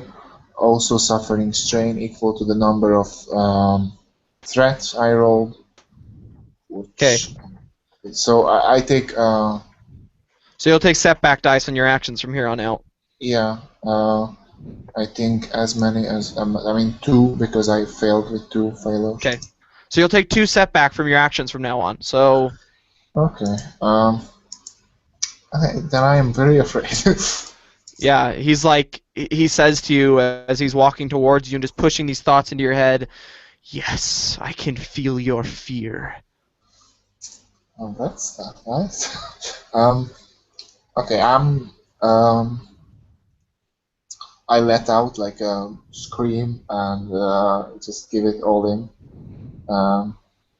Can I use aim like Yeah. as a maneuver Yeah, and for you can me? use aim as a maneuver, yeah. Okay, so I aim and no, I don't aim because that doesn't reflect what I'm doing. I'm just hacking at him at this point. Okay. So You do get a boost since he's the only one person you're fighting. Oh no, that's an advantage. yeah. Oh, I and a get an boost. Okay. advantage and a boost. Okay. So So 2 setback and then 4 okay. setback because he has melee defense, and I succeed. Nice. All right, so you get 2 successes and a threat. So for the threat, take a point of strain. But yes, you hit him with your saber. Where do you hit him? Um, okay, so Makashi is like this really quick, agile strikes focused on the center of the body and arms. So I imagine he protects the center of his body, so probably on the shoulder or something like that. Okay. Yeah, you clip him on the shoulder, but it doesn't seem to have much effect. Most of the damage seems to have been absorbed by this strange black and white armor that he's wearing. And he kind of just smiles down at you and he says, yes, yes, give in to your anger, release it, use it, let it fuel you. And he's going to, he lifts a hand towards you. Yes? Oh, geez. Okay. And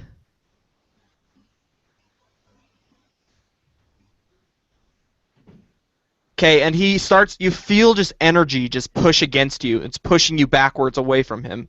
He doesn't pick you up and throw you, but you just feel this wave of force rush over you. Okay,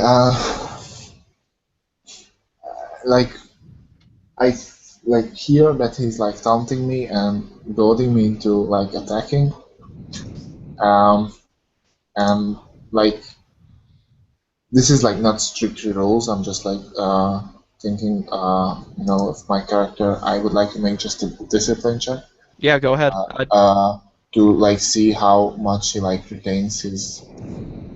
Yeah, Like, go ahead with do that with a difficulty 2 with 1 setback.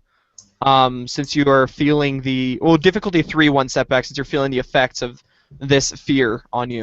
Yeah. Okay, just have to remove all of that. Oh, there's the rest of that. Anyway, and my discipline was 2 euro 1 billion. That's it. Okay. So this is just not anything mechanical, just Yeah. Oh. wow, that's not good. Okay, interesting. Oh, but I have a triumph. Yeah, you have a triumph and 4 threats and 3 successes. Okay. So I'm going to say that the success is like he manages to like control himself and realize that what's happening, like what the hooded figure like stalking and is obviously trying to uh, utilize my negative feelings and everything. And just like I have a suggestion for all those threats Yeah, and go ahead. triumph. What's your suggestion? So I'm thinking that for the triumph, I would like to use to like cancel the effects of the fear as I like center myself. But Okay. for the threats that like how Luke kinda at the end of Jedi, he like let down his lightsaber and he's like, okay, I'm not going to attack you, and like I leave like a big opening in my defense. So Okay. if he attacks me, it's like I would like give 2 or 3 pulse dice up to him or something like Okay. that. Yeah, that's fine. Totally. Sure. So I overcome fear and like say like let down my lightsaber and my guard and I say no, uh, I will not be controlled by my fear. And I just stand up and I'm not attacking at this time. Just try to stand up. Yeah, that's what I do. He cocks his head to the side as he looks at you. He says, "So you will not fight?" And he says, "Very well." And he starts walking towards you with his lightsaber drawn. And so you're not even like gonna like try and defend yourself or anything, right? Uh, I think hmm, I just like I'm going to have this like your judgment. Like at this point, I am no, I'm going to put down the lightsaber and designate it or like turn it off. Okay. And just like stand out from combat and I say, no, I'm not afraid of you and there is nothing you can do that will make me. Uh, And he and just smiles as you say this and lifts the lightsaber over his head, bringing it crashing down on you. wow. And I didn't give him any difficulty because you weren't trying to defend yourself. That's fair, yeah. But as he brings it down on top of you, you feel the searing as it starts to cut into you, and then your eyes snap open and you're lying on the stone floor. Okay. Now we're going to switch back over to Joshua. Okay. So this figure has just impaled Jiran through the throat. And he looks at you and says, "You are weak, undisciplined." He says, "There is much you can learn from the dark side." And then says that that may be the case, but that is not a lesson that I will learn. As he's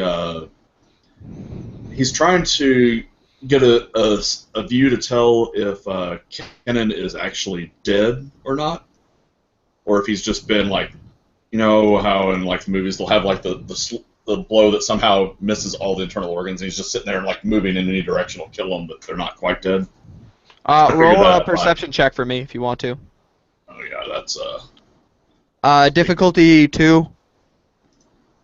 Oh, I succeeded for a change. Okay, Jiran is most definitely dead. Like, there's like a hole through his like chest down, and you see that it's cauterized, yes, but he's coughing blood as if something's been ruptured. Okay.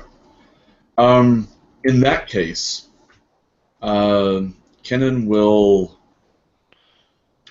reach out with his free hand and grab Jiran's lightsaber and basically proceed to enter a lightsaber duel with the guy. Okay. Saying that basically he'll start quoting the Jedi Code though as he does so. Okay, cool, nice. All right, go ahead and make an attack for me. We're just gonna say that you go next since he just basically impaled Jiran. So Okay. he'll go after you. That's his adversary too. So 2 reds. And defense. And I'm gonna use a dark side to. Oh, actually, you have the choice first. Are you gonna use anything? I am going to upgrade my attack roll. Okay. I'm going to aim, and I'm going to dedicate my force die for my sense power, which will help whenever he attacks me. So since you used one, I can't use one, right? That's my understanding. Okay. That's All right. the advantage of being the active player and choosing to use one. All right. Oh my gosh. Okay. So you try to attack him, and he just easily just deflects your blade aside, just like it's nothing. And he says, "Is this all that your master could teach you?" So what do you do with your advantage? I'm going to use it to notice something important that I have not yet noticed about the fight, or about the encounter. Okay. You get a peek beneath this guy's hood, and you see a familiar Zabrak face.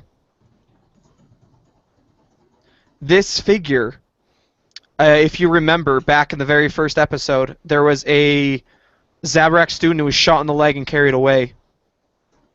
Oh, yeah. His name was Zoa, and this figure, as you look at his face, you see that he's just aged a bit. But this is Zoa.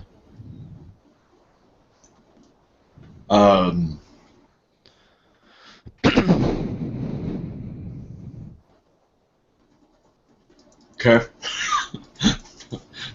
Not entirely sure what Kenan would do with that information.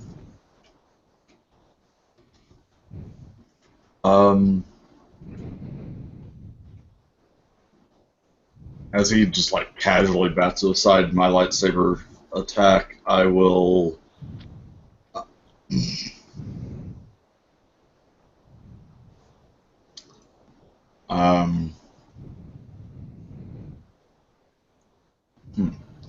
Kenan actually will like backpedal as he tries to process the fact that he's dueling with a fellow Jedi Padawan, basically, and what all has happened, and kind of take a defensive stance as he tries to process it and figure out what he should do next.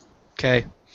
You backpedal away from him, and his face just smiles, and he slowly reaches up, pulling the hood back, and he just walks towards you with his two lightsabers. And he's just smiling at this point, and he says, "The dark side makes you strong." He says, you cannot see the path, but I can make you see it. And he's going to attack you with one of the lightsabers as a display of force. Alright, here goes. He upgrades his attack roll twice. Basically, I have Adversary 2 as well for him. Okay. And I have 2 defense. So that gives 2 setback dice. And then, here we go. Ooh, despair, though. Okay, so he brings the lightsaber around and cuts you across the chest, just going completely through your armor, and leaving this long, searing mark that just, it scorches and burns against your skin. And you got cut deep. Like, you feel it. With the advantage, he's just going to pass a boost dice along to him on the next turn. Okay. So what do you want to do with So the how much despair? damage is coming my way? So that has breached, so it's going to go straight through your armor, right? Through your Yep. soak. So that will be a total of 8, 9, 10 damage. 10 damage. I am going to use my parry Okay. to...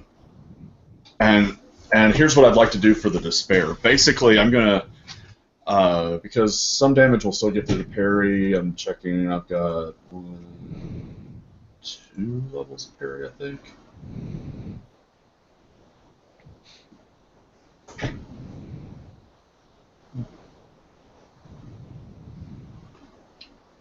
Ooh, I've got... Hang on a second.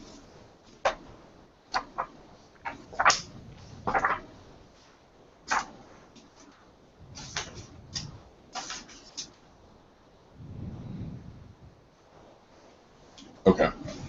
So I've got 2 levels of parry. Or no, I've got 2 levels of reflect. I've got 1 level of parry. So I'm going to spend 3 strain to block 3 of the wounds, so it's still 7 wounds coming my way. Okay. 7 wounds and 3 strain. But I'm going to, like, when I reach up and I parry the blow, partially deflecting it away from me with my lightsaber, I'm going to reach up with my other hand with the despair, and I'm actually going to disarm him of that lightsaber.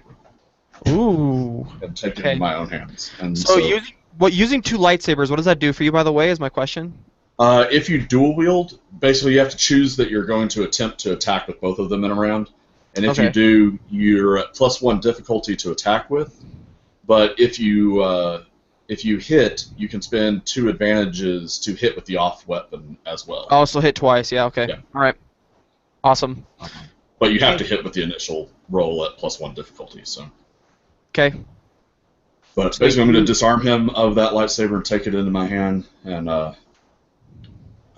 yeah. all right, your go. Um, I will. So now armed with Doran's lightsaber and one of this guy's lightsabers, I'm going to strike at him with his own lightsaber. Let's see if I can do anything with that. And if you're not going to, I'm going to use a dark side point to upgrade your difficulty. Okay, so it becomes 2 red, 1 purple. Difficulty 2. I'm going to aim. Does his lightsaber have any boost or anything like that? No, it's just a simple lightsaber. Okay. Really? Oh man. Can't hit this guy for anything. 3 advantages though in combat. I'm sure I can do something interesting with that.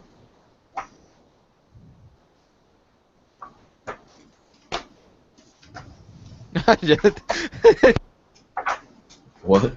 Duran, just accept the dark side, man. No, not happening. He's reckless. He'll do something stupid to get himself killed, but he's not gonna fall to the dark side. Not in any typical story, anyway. 3 advantages.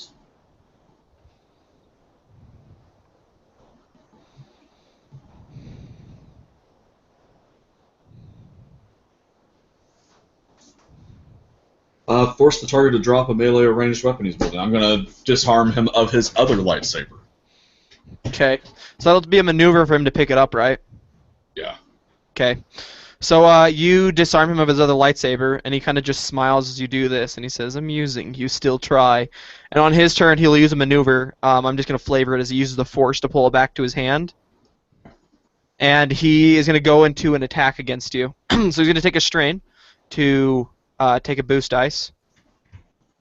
And you have adversary 2 against him, right? Basically, yeah. Okay. And so he can dedicate a dice to make his attacks better, right? A force dice? If he has the right force powers. Oh, okay. I'm not sure about that, so I won't do it. All right, here we go.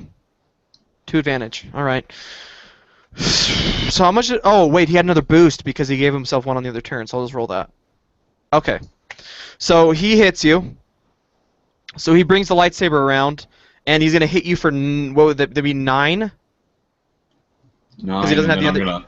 I'm gonna parry, so it becomes 6, and that drops me unconscious. Okay, so he hits you to the ground. Your vision's fading. He cuts you across the chest, and then the other side kind of gets around your guard and cuts you, and you just collapse to the ground. And he stands over you, and he looks down at you. You're too weak to do anything. He says, "Remember, you lost because you were weak and you lacked resolve." And he raises the lightsaber over his head. Uh, as he moves to make the killing blow, basically I'm just going to whisper the last 2 lines of the Jedi Code, or the last 2 parts of the Jedi Code. There is no death. There is the Force. Okay. And as the lightsaber comes crashing down towards you, that is where we'll take a 2-minute break. Alrighty. All right.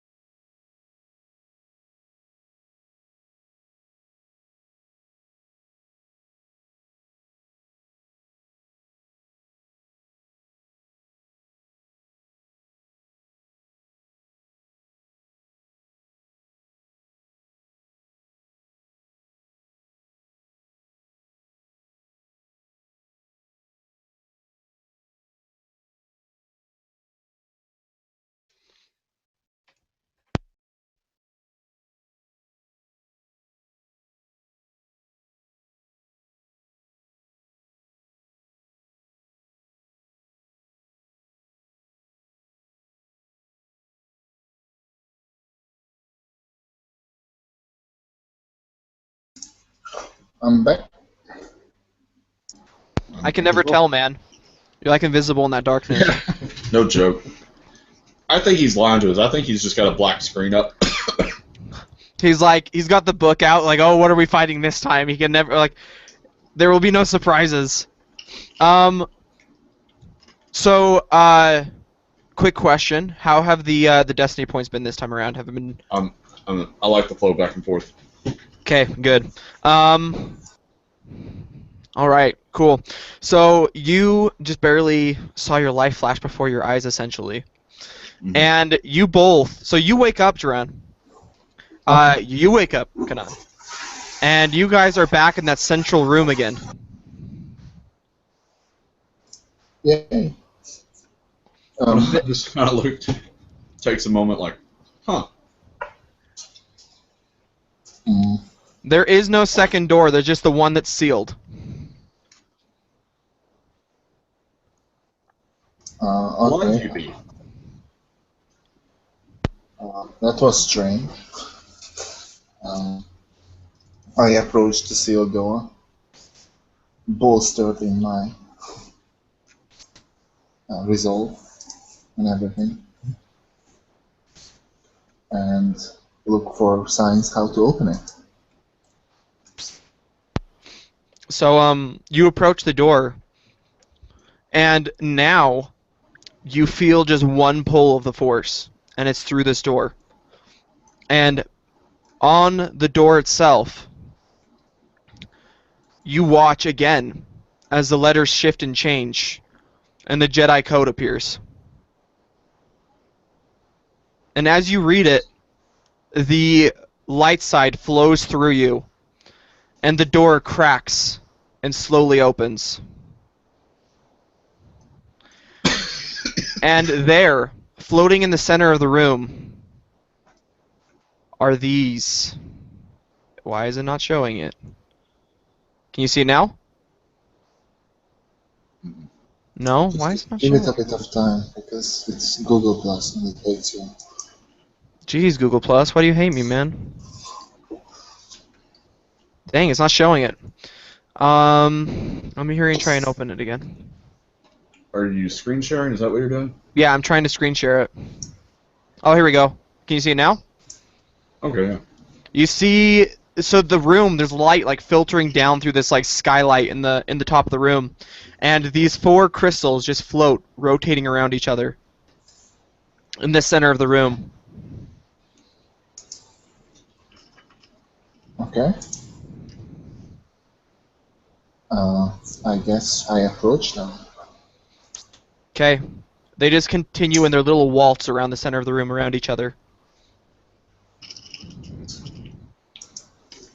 Can we reach them? Like, or they are high Yeah, up? they're at well, you can reach them. They're probably a little bit tall for your Atlantic friend, but Racist crystals are racist. I'm gonna walk over to him and like look up at one of them, like, he might be right.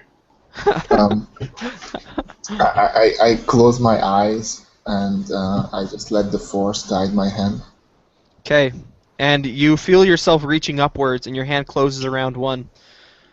And as you look at it, as your eyes open, you look at it, it's changed from that purple blue to a shining yellow. Okay.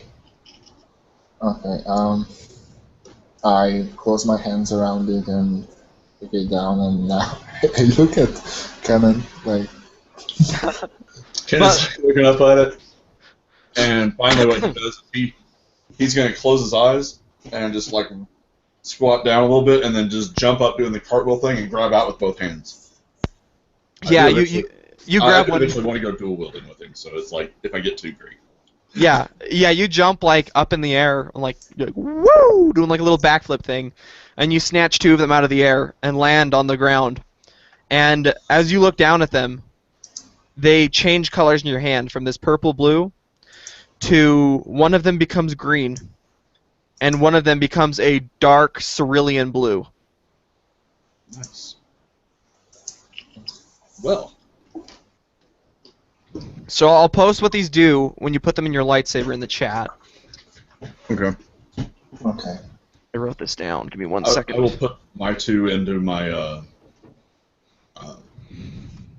utility belt, and I look at the 4th one that's there.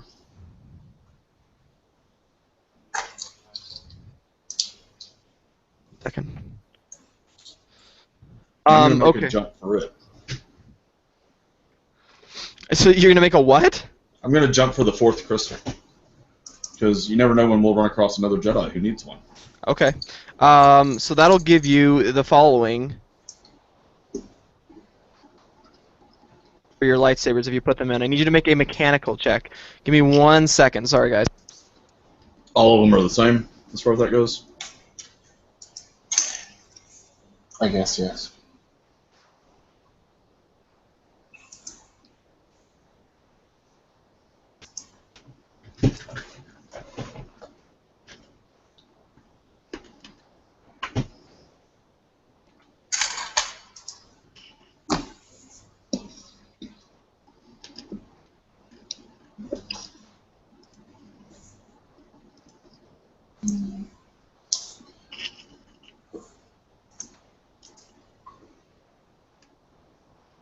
Okay. So you guys got the stats for those, right? And mechanical difficulty would be 2. For Essentially- purposes of For All putting the dudes. crystal in the lightsaber and everything. yeah, I'll do that once we get back somewhere safe. I'm not gonna try to do Okay. that in the cave. Yeah, so you grab these, and, What kind of crystals are these so that I can put it in my Ogdudes? I'll call them, we'll just call them Zarin crystals. Oh, they're not one of the, No, okay. they're, a homebrew thing. Okay, Okay, so I think I will like no pressing and there's the storm outside, so I'm going to sit down and assemble the crystal. okay, so that would just be a mechanical difficulty 2. Take a boost die since your master has taught you how to do this. Okay. I can add my force die when constructing lightsaber, and I can use force points to add advantage or success. So I'm going to do that in my. Cancelled out? Nice. Wait, So- actually, I just eyeballed it. Yeah, no, that's my mechanics I was thinking. Wow. It hates you. That's so crazy that it canceled out perfectly and then just one dark side. Okay, so you, But I'm not going to use the dark side one because now I am now. I want it to be a red crystal. yeah. You're trying to construct this and put it together and whatnot. By the way, are you guys good to go for another hour? Yeah, sure. Okay. I'm gonna go get drunk whenever we stop, but other than that, I mean, Okay, cool. So I've got a point in mind plan to stop at, so we'll go until close to that point, until you guys tell me that it's like, okay, we gotta be done type thing. Okay, so you guys, are you gonna attempt to as well, Kanan? Because there is the storm outside, he is right. okay, yeah. I mean, if it's not something where we're going to be leaving anytime soon, then I will. I'm going to use the green crystal Okay. to whip into my training saber, or like as I start swapping it out.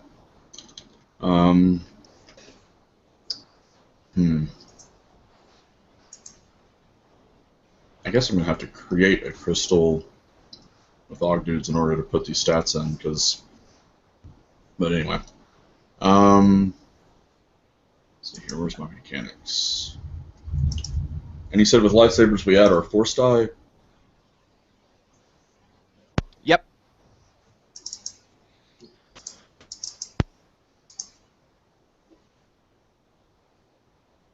And it's difficulty 2. Yep. Yay, I got successes. Okay, you basically fit this into your lightsaber, pulling out this little damaged power cell, and the lightsaber vroom, thrums on and becomes this long green blade. Nice. The edges of it kind of shimmer a bit, like if you were seeing a mirage. Alrighty, and then I will. I'm gonna pocket the training lightsaber emitter from mine, so I still have it for future use. Yep. Other than that, can't think what else to do. You can make one more attempt, by the way, since you are waiting here for a long time Okay. for the storm to die down. I'm going to use my destiny. I mean, the destiny point.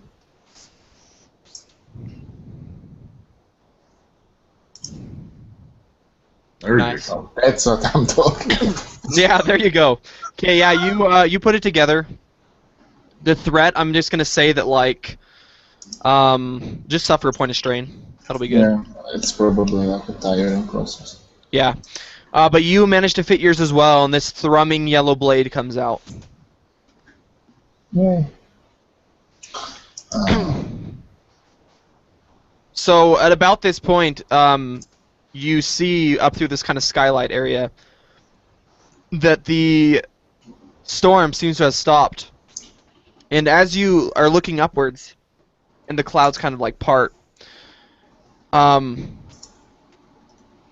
well, actually, before that, we're going to say something. A single lightning bolt streaks down through whatever kind of glass this is made of and slams into the center of the floor where you guys were kind of standing around. And now these crystals are gone. And you see the floor lights up as this lightning bolt kind of spreads, this purple lightning bolt spreads through the floor, the energy. And you see the floor begin to rotate and turn. And this centerpiece kind of clicks, clicks, clicks, and then rolls upwards.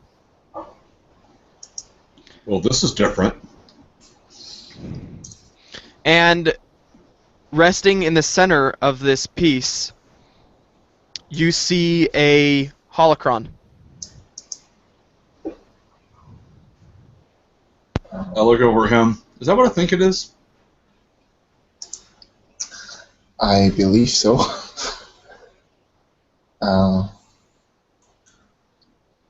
Yeah. Well,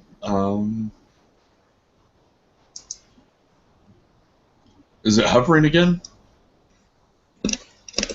Is this thing hovering like the crystals were? No, so it kind of like, as it rotates and comes up, it reveals like the pillar, and the center of the pillar is kind of hollow. And sitting there floating is this holocron.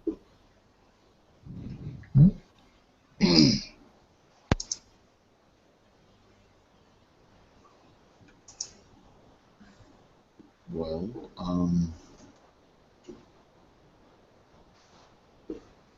Kennan's going to start towards it slowly.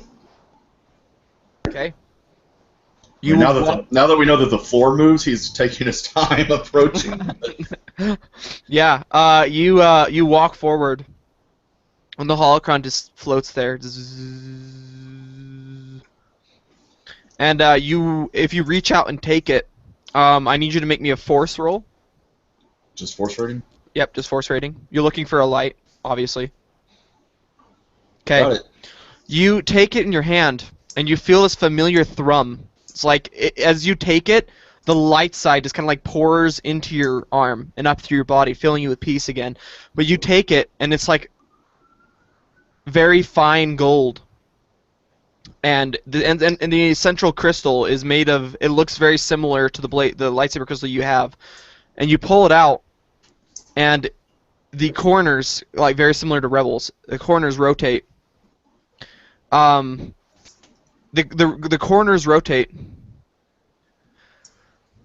And they don't split apart, but the entire cube like cracks in half and opens outwards and just floats away from you. And the top part breaks off as well, and the bottom part into like 4 separate halves. And between the 4 halves, this world appears. And it's Zera 5. You recognize familiar landmarks and the large trees in the mountain, and you see that there's a pinpoint where you are on the mountain, beneath it. And as you're looking at this globe, you see another pinpoint far away on the opposite side of the globe. Not opposite side, maybe a good day or two journey travel, but it's past Dabrick to the south. You guys essentially traveled north to get here, so it's like a 2 days journey to get there.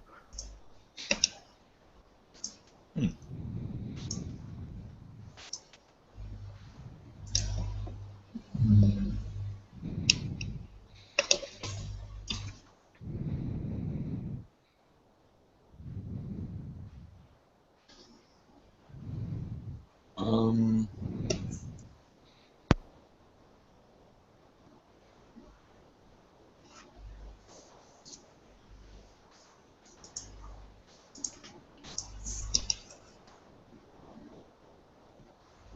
Well, I mean, take mental note of those coordinates as best as possible. I don't have a data pad to put it in. I don't know if Jordan does or not. No, I don't. So, make note as best as we can, and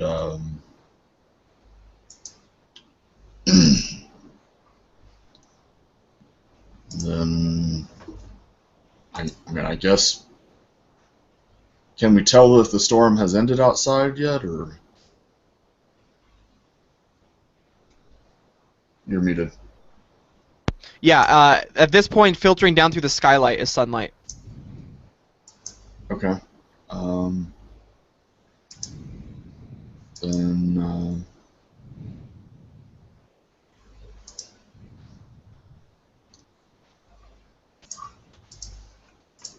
we'll make our way out. Okay. Are you taking the holocron with you, or are you leaving it behind, or? Definitely taking it with us. Okay. So you guys set out, take the holocron with you as you kind of reach out towards this little central piece that's floating in the middle. The rest of it kind of comes together and forms around it back into a cube. And you put it inside your bag. As you guys make your way out of the cave, there's no problem. You guys pick up your emergency survival gear. And you guys make your way back up to the surface. And you see that the storm has definitely hit in this region. But it's very odd. Because as you're looking around, you can see places where instead of a scorch mark from like a lightning strike, the area is like glassed. It's like crystal. And roll a perception check as you guys are coming out of the cave. Both of you. Difficulty 2. Okay. On me again. The dice thing. 42.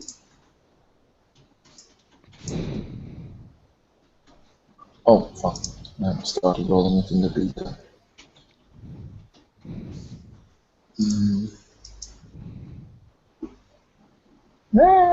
Oh no, wait. I have Okay. one more dice. Oh, okay. I forgot to add. Just a second.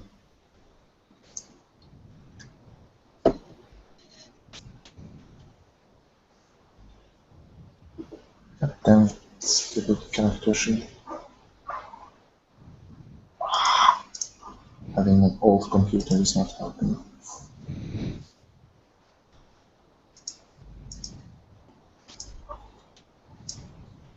Okay, so, and this one.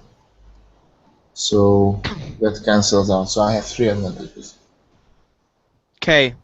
So I'm going to say that you notice, but not quick enough. And you will be able to react first, but you guys step out into the light, and standing at the end of the hill are 4 stormtroopers who are they look like they're like harvesting the crystal, and they kind of like look up as they hear a snap, and they're like, wait, what? And they turn around and look at you guys as you emerge from the cave, and if their eyes could be wide, they would be from beneath this helmet, and they're all like, and you guys get to act first in a surprise round. Okay, so we don't roll initiative? Roll initiative, and then but you guys will still act first because it's a surprise. Okay. They did not expect anyone to come out of the cave from behind them. So that's my initiative. Flash.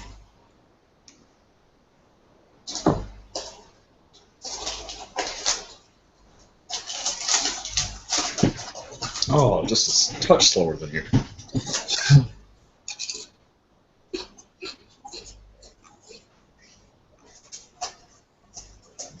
Okay, so I act first, and actually I'm going to use my initiative slot and give it to Josh. Okay. So there's 4 stormtroopers, you said?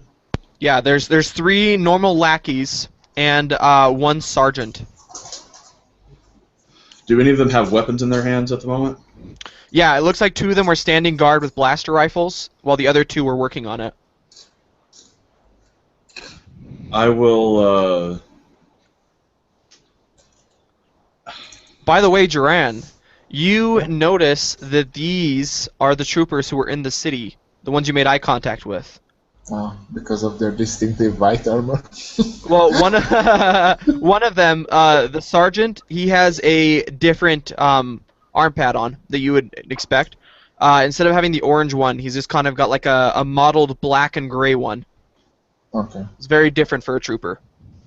I will, basically, Kenan is going to assume that they know why we're here already, which may be a bad assumption, but he's going to draw his lightsaber and have it in hand and say, no one needs to die here today, put your weapons down and back away.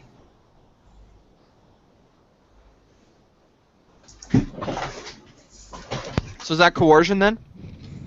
I don't know, because he is not intimidating in the least, other than the fact that he's got a lightsaber in his hand. I mean, because I don't have coercion. He's basically just giving them the opportunity to not start the fight. Okay, roll coercion for me with a boost dice, and I'm going to give them a setback. 2 of them don't have their weapons out. You are holding a lightsaber, so that will be difficulty 2, and I'm going to flip a point to give them a red. So a purple, a red, and a setback, and you get a boost dice. Purple, a red, and a setback, and I get a boost dice. Well, actually, I want to use the force point on this one, because I actually do not want to fight them. Okay, yeah, go ahead then. So 2 purple then and a setback, and then you can upgrade one of yours. So 2 purple. And so actually I would be using the last Yeah. lights, okay. Alrighty.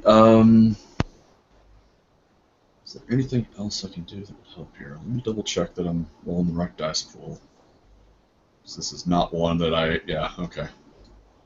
Not even career skill or anything. So. Oh my goodness. Wow! Alright. Alright, so you succeed. So the threat, I take a strain as he's like shaking a little bit with now that he knows he has a lethal lightsaber. It's a little bit different thought process for him. Yep. But got successes and the triumph.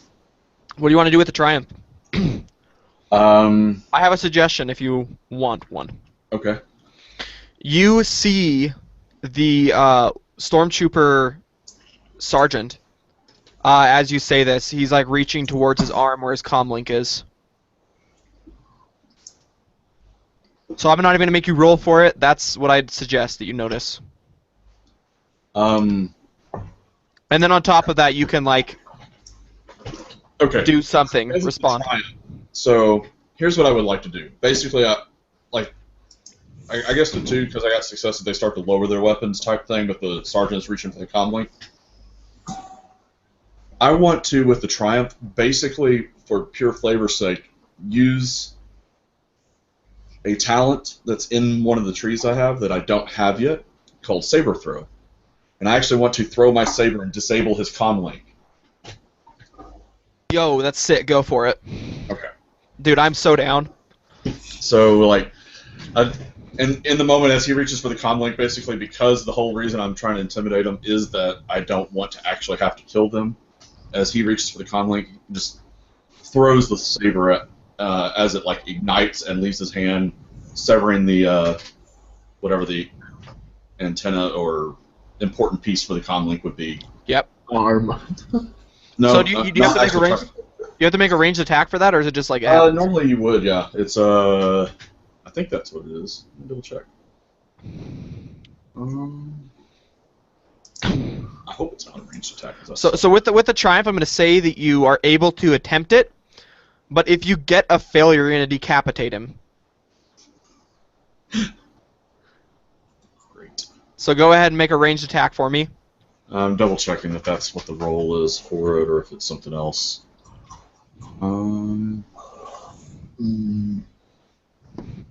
Saber throw. As an action, make a lightsaber attack as a ranged attack at a target within medium range. Add force die up to force rating. Must spend force points and succeed to hit a target. Well, now I know that my character's never going to buy this talent because it's a ranged attack. Okay. But, But at least he's short range, so it's not a complicated attack. Yep. But you use your. Why don't you want to use it? What? What's wrong with ranged attacks? I will aim though as my maneuver. Okay. Go ahead. Yes. Nice. Okay. Successes. Ooh, those two blink dice. All right. So you throw it, and it clips his antenna clean off the side of his head, and his hand just like draws away from the comm link, and he just raises his hands. And the other stormtroopers kind of like look at their captain, their sergeant, and they're like, and they turn and look at you, and they just raise their hands slowly as well. Like, yo, I'm not paid enough for this. Now, stormtroopers, they have their blaster rifles and blaster pistols, right? Yes, they have blaster rifles and blaster rifles, frag grenades, and so a vibro knife on the stormtrooper sergeant, and the stormtrooper itself. Yes, he has a pistol. Okay. I look to Joran briefly and say, let's take their grenades and rifles, but leave them their pistols and knives so that they can make it back to town safely.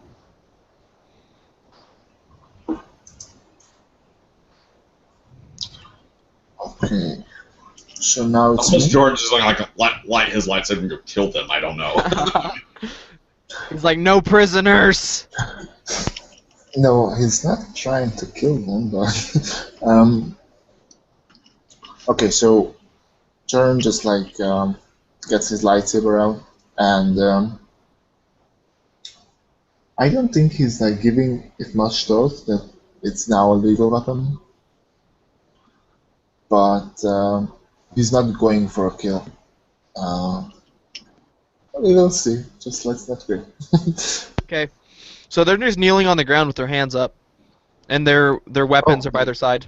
Oh, they are kneeling down. Oh, Yeah, I've scared them to the point that they've actually surrendered. okay, But then I just. we don't want to actually deal with prisoners, and I don't want to leave them completely unarmed because we got attacked by something out here already. So I'm like, let's take their Yes. heavy weapons that can shoot us from a far away, and that are valuable. Okay. So yeah, Kennan's gonna walk over and start like collecting the blaster rifles Yeah. with the slings they have. Like he's got one over each shoulder, basically. And they're dragging in the mud behind him. Probably, yeah. Okay. So there's 3 blaster rifles and 1 heavy blaster rifle. And they're all pretty cumbersome and heavy. Yeah, I don't think we can carry those. Any excess rifles that we can't carry, I just cut in half in my lightsaber Okay, yeah, that's fine. because fuck those guys. So you guys can each carry a blaster rifle. And They each have vibro knives, and they each have 2 frag grenades. We'll Yeah, take we the are taking the grenades. grenades. We'll take a heavy rifle and a regular rifle, and Yeah. the Okay. frag grenades. Okay, so there's 8 frag grenades total then. Pistol. So 8 frag grenades total.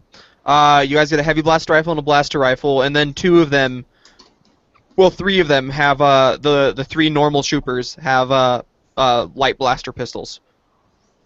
And like as we're like picking up what we're going to take and disabling the heavier weapons, I'll say. Now then, if those weapons get used against us, we will take them from you in the next encounter. But we don't want the wild animals to eat you out here. We ran into one that was rather mean. Okay, I would like to also use the influence force power to have them believe that we are going in another way. um, so I am using it on the sergeant. It's a discipline versus discipline roll, and I also have my force power. So what's his Okay. discipline? Are you trying to? You're just doing this to all of them, right? Let me check. Sergeant, I think. The sergeant. I Oh. can't do it yet. That's the Oh. primary target. If you've got magnitude, you may be able to expand to the others later, but the sergeant's Okay. target is Yeah. that. So that would be 1 purple and 2 reds. What? They have discipline too, man. That's unfortunate. Yeah. So he's not weak-minded. Apparently, Jedi mind trick doesn't work on sergeants. Do you know what? I'm also gonna flip a point, so it's 3 reds. Oh, nice. Yeah, Jedi mind I trick. hate you. Oh, a triumph! Okay. But So failed. I'm not. Yeah. So using the dark side points is not something I would like to do, but Okay. I'm kinda like I feel like it's our survival, like our immediate survival is like depending on it, right? Okay. But okay, so I'm going to flip a destiny point and take 2 strains, and I'm going to use that point. Okay. I would like the triumph to. Since it's not an immediate like success, right? Because I have no success, I would just like to like not necessarily make them believe that we went the other way. I just want them to like be kind of fuzzy about which way we went, right? So Can kind I of like propose something for the triumph? Because this sergeant's already done a couple of things that are questionable in his behavior, say that when you reach in to actually convince him that we went a different way, that doesn't take hold, you find his mind's a little stronger than that, but use the triumph to make it where the feelings that you are reaching out and trying to manipulate, you actually get this guy to where he is a potential turncoat. Like, he actually actively thinks that because we spared him and didn't leave him out here to die to wild animals, that he may not have, like, you don't convince him that we went a different way, but you actually convince him that he becomes a possible recruit target for rebels, or he may turn on the Empire somewhere down the road, but like he'll actively try to help us. Since I make this stormtrooper into an actual human being. Yeah, no, I'm totally okay with that. That's cool. That could, okay, yeah. Man, he like looks up at you as you're doing this, and he says, "Why? Why are you sparing us?" Because that's the Jedi way, mofo. He just kind of like, he like looks at you and tilts his head to the side and just kind of like shrugs his shoulders and just keeps his hands up. If you could see his face, it'd be very contemplative. Mm-hmm. Like a reveling rancor. I'm so happy I got to use that last episode, by the way, man. That made my day. Okay. Once we've got that, I'm actually going to unload the survival kit, like the things in the survival kit, gear-wise, or the wilderness survival kit, yeah. Because one, it's too damn heavy for us to carry it and the weaponry back. Plus, the bag that it's in will allow us to hide the weaponry, hopefully. Like, put it in the bag and then leave them the actual, like, the tent and the rations and that kind of thing. Just, like, leave it there and just stuff this in the bag and then head out. Okay. So I will have anyone make a check when you come into town with an additional difficulty die because you are hiding the weapons. All right. And you leave that stuff for them, although they probably already have it, but they're just like, okay, whatever. They're not really going to say anything about it or do anything. They're just kind of just like, please don't kill me. When you're in that situation, whenever the guy doesn't kill you and he leaves you more supplies, you're like, oh, okay. Yeah, exactly. And I guess you guys just set off through the forest, right? Yeah. Okay. You guys set off, and make me another survival check. Give yourself a boost dice though, since you've already and you left visible tracks, so maybe those haven't been washed away completely. I'm just assisting. Yep. So take 2 boost dice then for your survival check, and it'd be difficulty 3 because of the thick foliage and everything. Okay. Nice. Thanks for the assist, because It kind of mattered. Yep, that made the difference. All right. So yeah, you guys make it back. No problem. You guys show up, and I'm gonna have the guards make a check. I increase difficulty, but I'm also going to use a dice to give them one more. Oh god. Oh. Oh boy. So the security guards on the side of the door, they kind of like look at you guys as you come back in, and they kind of Now, nod these to aren't each other. Imperials, these are smuggler guards, right? These are like Oh. consider them something like security bureau type thing, like corporate Okay. like sector authority type thing. So Yeah. like every planet kind of has its own like security force, Local, like it's local police, basically. exactly, yeah. They walk over to you, and they kind of close in from both sides. There's 3 of them, and they walk up, and they say, "Would you mind showing us what's in that bag of yours?" And now I want to use my force. So what's their discipline? Their discipline. So it's just 2 purple. Good. Spend that destiny point. I'm going to spend it. Wait, just let me look at my discipline. Oh, Because we do not want to firefight our way out of here if we can help it. Yeah. So I'm actually spending it to have 3 yellow Nice. on the check. No, I'm not going to spend it. No, I'm not going to spend it because if I get a dark side point, I have to use it. By the way, I am saying that for the Triumph, they know exactly what is in the bag. Okay. But Oh. But they're asking you. yeah, Well. but they don't want to guess questioning. Just nothing to say here. Move along. These are not the guns you are looking for. So I'm not sure how to interpret that. No successes, but 2 advantage and 2 light side. Hmm. And what were you trying to instill in them? The idea that they just didn't want to look? No, yeah, they have to like believe something that is untrue. So like, or that emotional state that is not theirs. So Okay, may I spend the destiny points to get a success? Is that like something out of the limits? do you know what? I will be okay with that. Just I will allow that. figure out what this particular role Okay. means. So I spend the destiny. Do you know what? Actually, I won't let you use it to make a success, but I will let you use it to have their captain call them over or something away from you. Okay, so Change hey the guys, situation. look, I think you are needed elsewhere or something. So like it's enough that their minds are like, wait, why were we looking at these guys again? And then Yeah. like their captain calls them over. It's like, hey, come over here, type thing. And they kind of like look over, and then they look back at you, and they kind of like shrug their shoulders and walk off. We are scuttling away by then.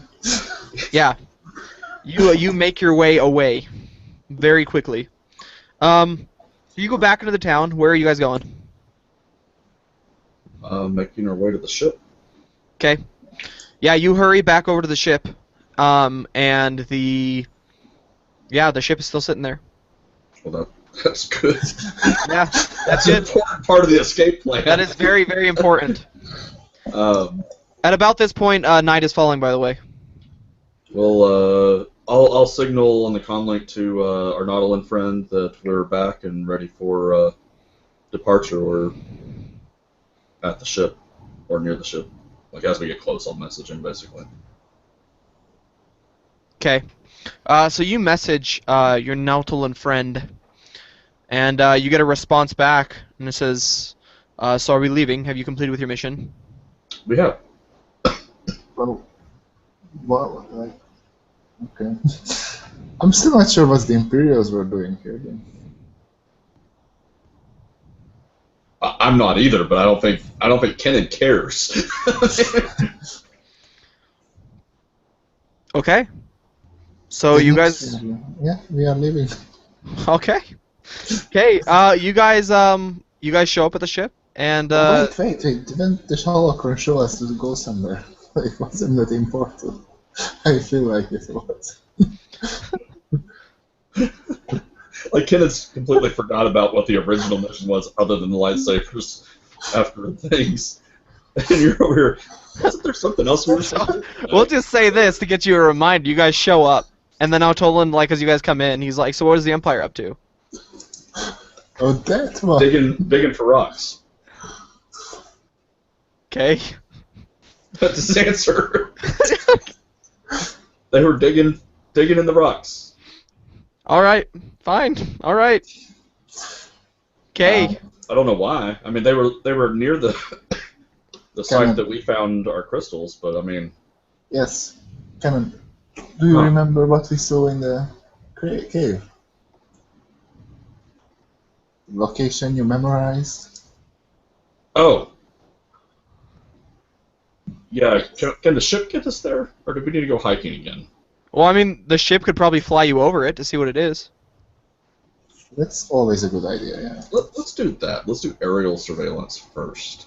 Okay, Because I'm all right. tired of getting muddy and stinky and Okay, whatnot. so I want you guys to make a perception check for me, though.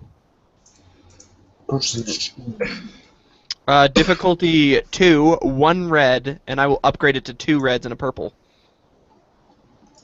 2 reds and a purple? Yeah, I Yep. don't have a chance here. That's not very nice of you, I must say.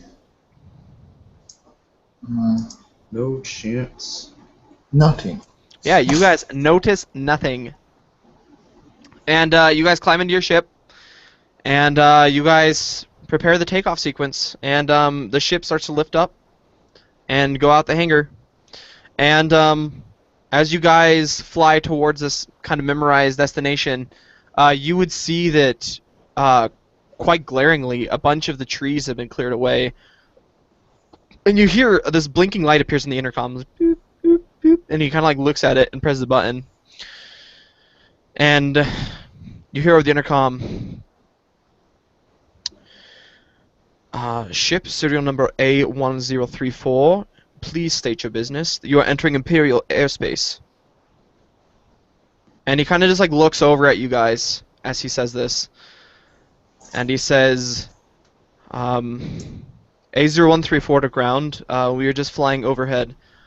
And you hear on the other side, we request that you turn around immediately. This is private space, or you will be shot down. I'll look to the Nautilin, like, when the mic's closed. Ask them if they can transmit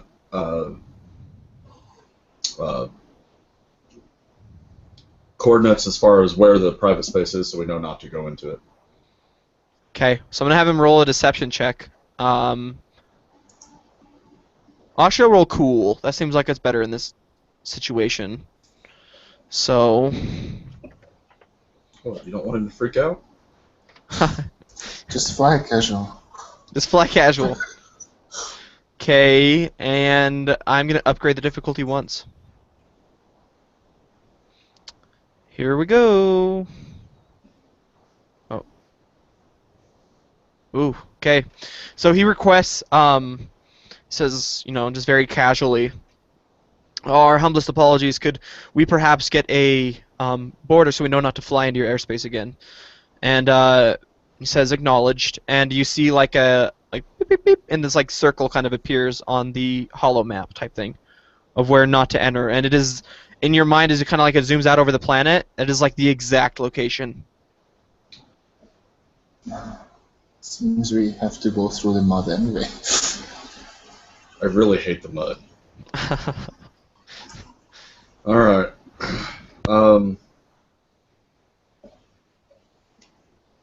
We'll thank them, and I'll look to the Nautilus. I guess we're not done. Is there anywhere we can land that's closer to that location that's not going to attract unwanted attention to you while we go to investigate? He says, well, I can look for a clearing. And he says, I'll do a quick flyby and see if I can find a clearing of some sort. So he does a quick loop around. I'm going to roll a perception check for him. Okay, yeah. So he spots a space that he could land in. And he says right there, I can land right there. It's only a short... It's like back behind like a mountain, so he could land there and not be noticed, and you guys could basically hike up to it. And it probably wouldn't take very long to get there either. Okay. So, let's hurry and do piloting. Seems like our best shot then. Because those stormtroopers are going to get back to town eventually, and Oh, man. then Imperials are going to be looking for us. So. Yeah, he lands no friggin' issues. In fact, he lands so well that there's like not even like a tremor of the like landing anywhere. Like it's not even gonna make a sound. They're not even gonna be alerted at all. Nice. His flight was so convincing that they're like, oh yeah, they're gone. Good. Then we'll get our equipment together and make our way out to investigate, I guess. Okay. So, you guys get out. He actually landed pretty freaking close, and you guys can get there like no problem, no survival check, nothing. You can just see this large cleared out area. You only have to hike for maybe 10 minutes to get there. Once you guys arrive, you see like a large kind of gated metal fence that kind of surrounds this compound. All around the outside, there are you remember you see those reminiscent lightning strikes areas where it's all crystalline and everything. And outside of this gate, and you can see inside as well, there are stormtroopers that are mining this.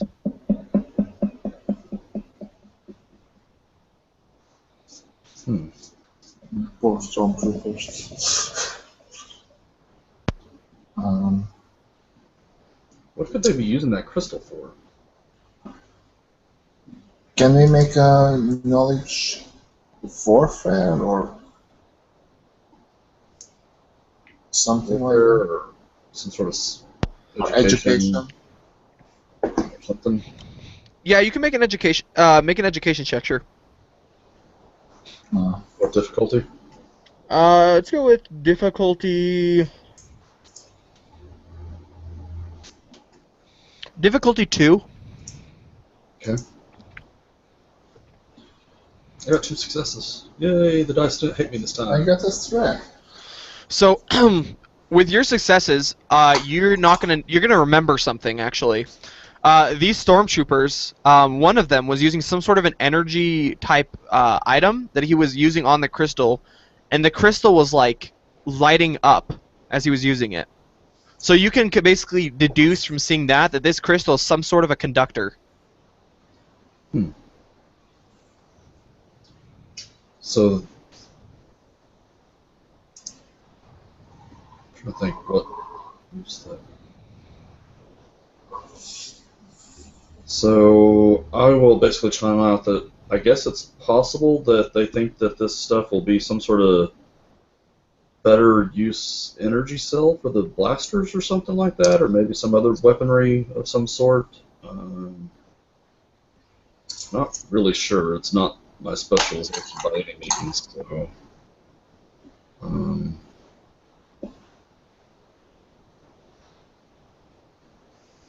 I don't know that we can I mean, the crystal's everywhere, so there's no way we can really stop them unless we find a way to drive them off the planet altogether.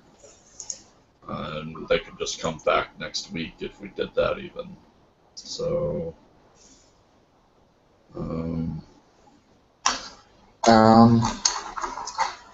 Okay, so I have an idea, but it's very dangerous. I'm not worried about that part. I know that Acklays live in this planet. Maybe we can disturb the wildlife so that the wildlife attacks the Imperials and they will deduce that this operation and this place is too dangerous for extended mining. That is a great plan. How Also the hell do we do it? involves going close to the Acklay. I'm not worried about going close to the Acolyte. How do we convince them to come here, of all places? Just Indiana Jones it, man. Just piss them off and make them chase you. Yeah, that's the idea. Or That's maybe where the threat comes in for this idea. Yeah, apparently. we have the grenades. Maybe we can use those to not to. Kenneth's going to be like, okay, you've been hanging out with me too much. This is one of my plans. What the hell? I was not saying it's a good idea. So what are you guys gonna try?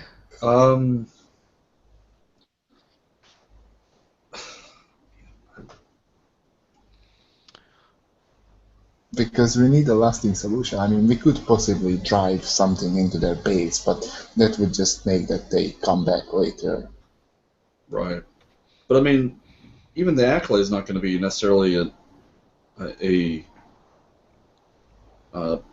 permanent solution, because if it's important enough and if they think it's good enough, then they're going to just come back with more forces. If the Empire really wants something, they will get it.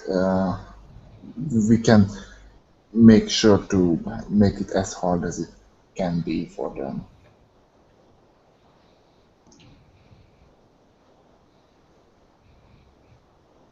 And maybe while the Empire is not here, we can examine the crystals and see, maybe we can do something with them.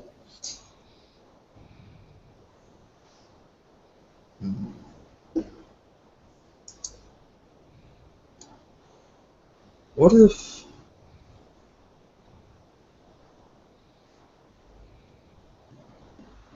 Okay, I got nothing. Well, okay. Well, while you guys are deliberating, roll me a perception check.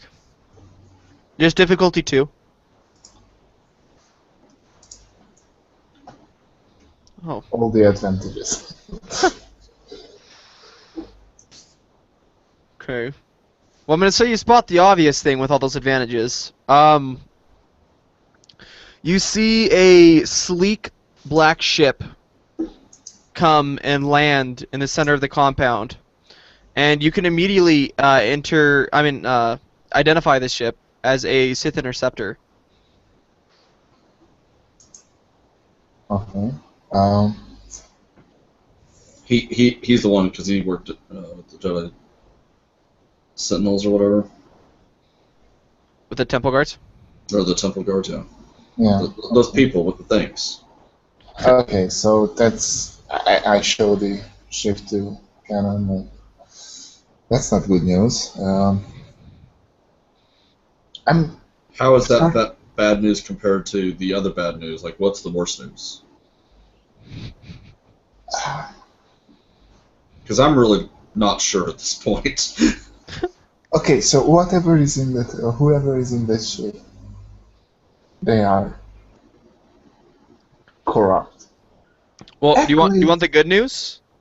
The Acklays are actually one with the living force, so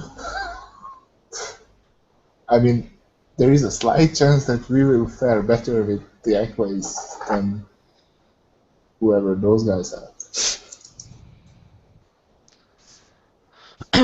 There's also another little bit of good news. All the Imperial soldiers look up from what they're doing and seeing this landing, and they immediately make their way back in rank and file towards the base. They seem to be leaving. At least for now. Yeah. So, man, everything I can think of is just not a good idea.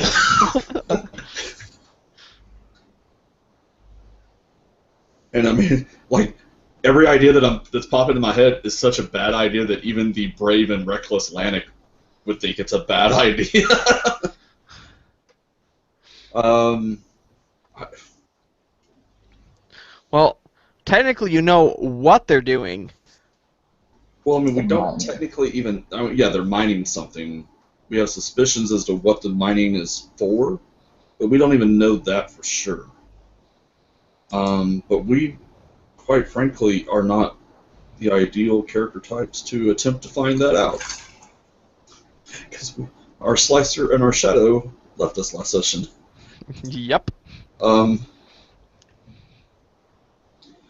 I think we just got to take what intel we've got and see if we can make allies somewhere that can utilize the information in some meaningful way or find out more details. I think letting the information die here would expose the galaxy to danger that, whereas if we at least spread the word about this new crystal, then possibly someone with the right skill set can figure out exactly what its purpose is and how to stop whatever atrocity it may be about to unleash. All right. What do you think, Jorn?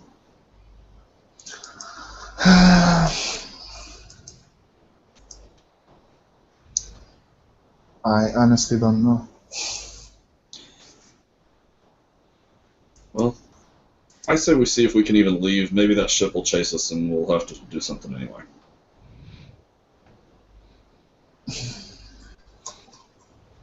Okay. So I want you guys to make one more perception check, because you guys are kind of deliberating some more, as you're looking down upon the compound.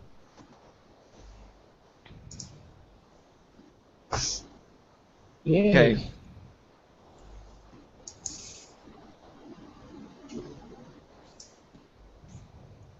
So what are we seeing? Okay. So you see a figure step. Oh, I need to roll this also. Okay.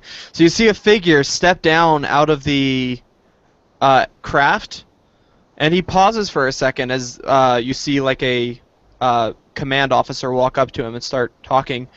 And the figure stops and turns his head to the side, looking exactly where you guys are. Yep, time to leave. Okay, I think my Is it the guy from the temple or the visions? What'd you get on your perception check? Yep, it's that guy. Okay, so I think it's time to get the accolades. No, if we stick around, he's going to find us or call in reinforcements. We are a danger to everyone on this planet by staying. If they don't, okay, so if they don't see us leave, they will assume that we are on the planet, and they will try to find us, and they will torture and hurt people until. So we've got to visibly leave. Yes, but if we visibly leave, we expose ourselves to their laser turrets.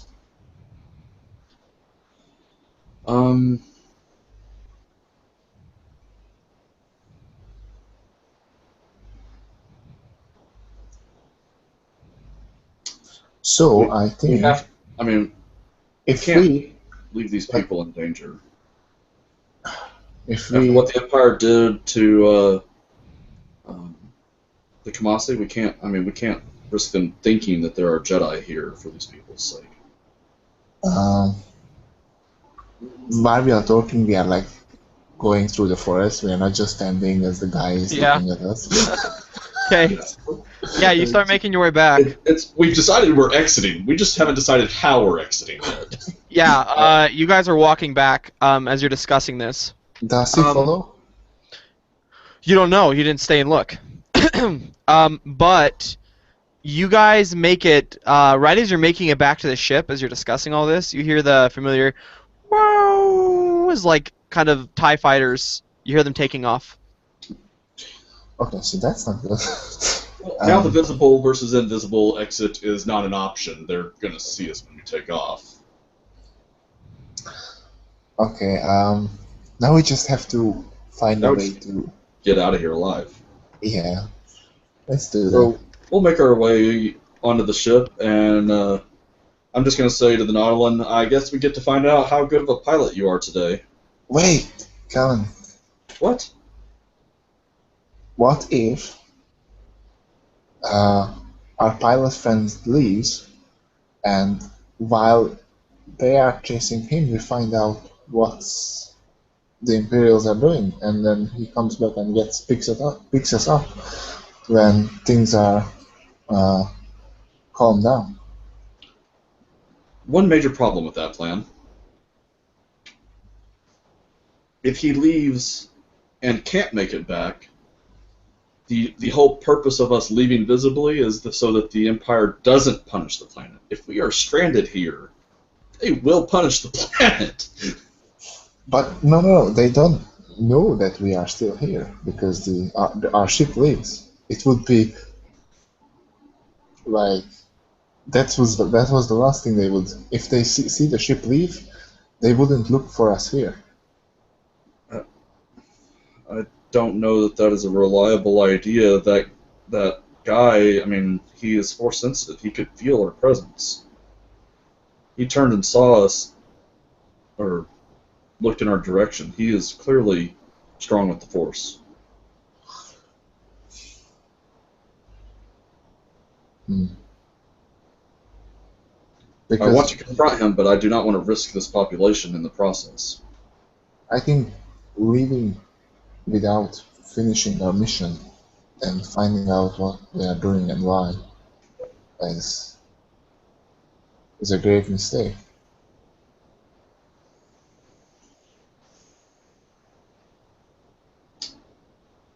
Okay. I guess we're going for it then. I'm going to get the comm link though and set up where it'll be on continuous transmission from me to the ship, and tell the Nautilin that if you hear us get in a fight, take whatever information we're able to give you over the comm link and get it back to our masters. That's the priority. To our master. Yeah.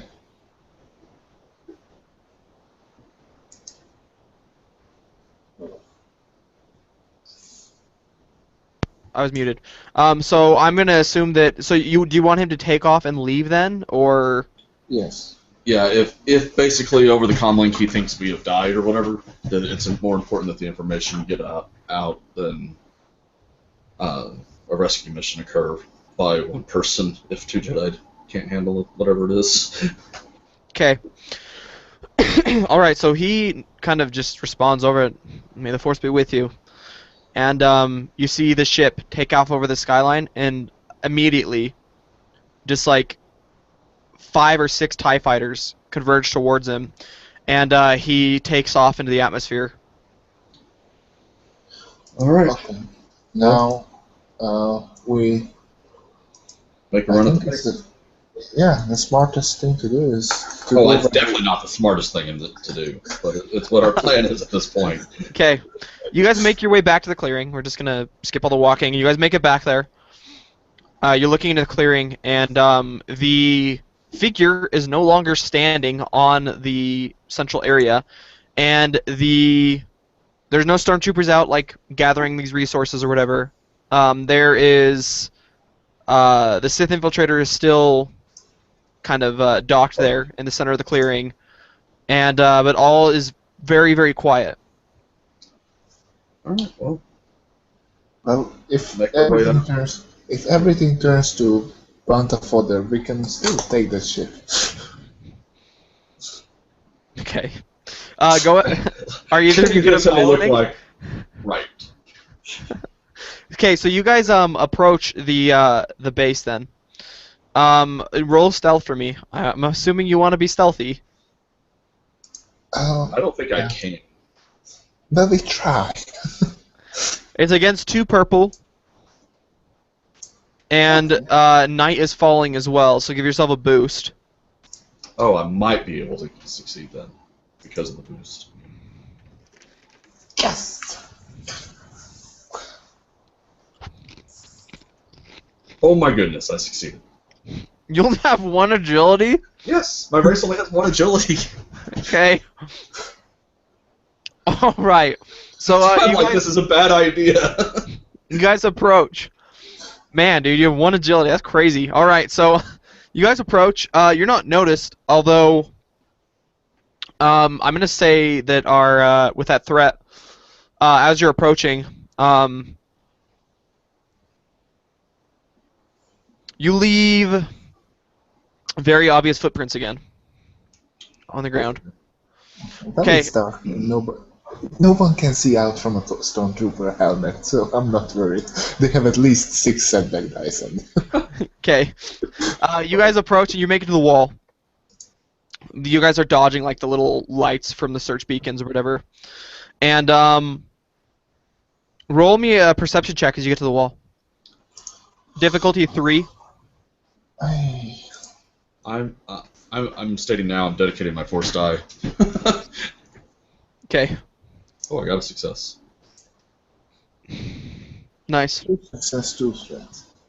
So, as you're searching for this, as you kind of like are on the wall, you find like this crack on the wall, and you find a maintenance hatch. Okay. I say that 2 threats. I'm going to like take strain from it as I press through myself. Okay. So you're able to pry this hatch open, basically, essentially, or you can roll a computer check. So either try and like pry it open, or like cut it with a lightsaber or something, or make a computer check to open this for me. Canon, you are any good with computer consoles? What difficulty? 2.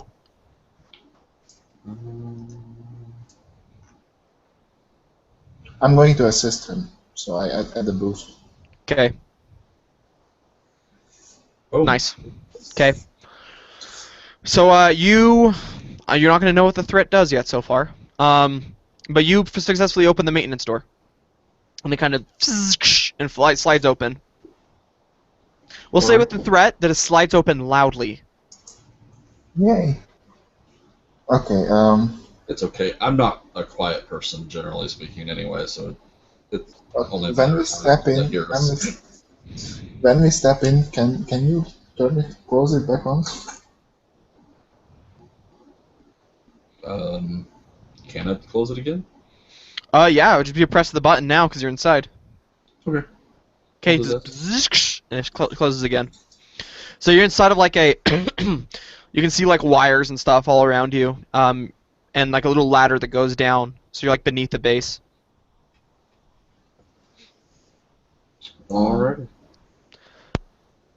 Well, you are the Continuing smaller one, along. so If we see any of that crystal around, I'll pick some of it up and put it in a. I'll make sure both of us have a little bit in our utility belts so that we have samples of it to give to someone, assuming we live through this. Okay, assuming we live through this. Okay, you guys continue on, and as you're walking, somewhat stealthily, you so this maintenance hatch, there's like these kind of like on both sides, so it's kind of like running between the different rooms and stuff. But you see like a little event kind of like down on the ground, and roll as you kind of approach, you can hear voices talking. Do we recognize any of the voices? Does it sound like it came through a stormtrooper helmet, or? One of them is a stormtrooper, and the other one you would recognize. It is Zoa.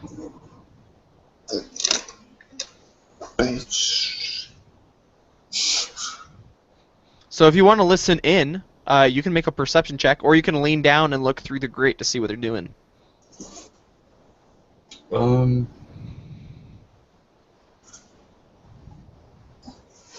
Yeah, I'm just gonna lean down and look and see what they're doing. Okay, so as you lean down and look, I'm gonna give him the trooper who's looking towards you a perception check. But it is going to be with an additional difficulty and a setback. Since he's not specifically looking for you, it's just kind of to see if he notices or not. Yeah, okay, he doesn't notice. Okay, so he's talking with Zoa. And Zoa oh man. Questions the trooper. Is production on schedule? And the trooper says, yes, my Lord Inquisitor. We are gathering the crystals as they come. The surges bring more of them every day. As we are refining them as well, we are finding that they are increasingly conductive, and they will serve our purpose as well.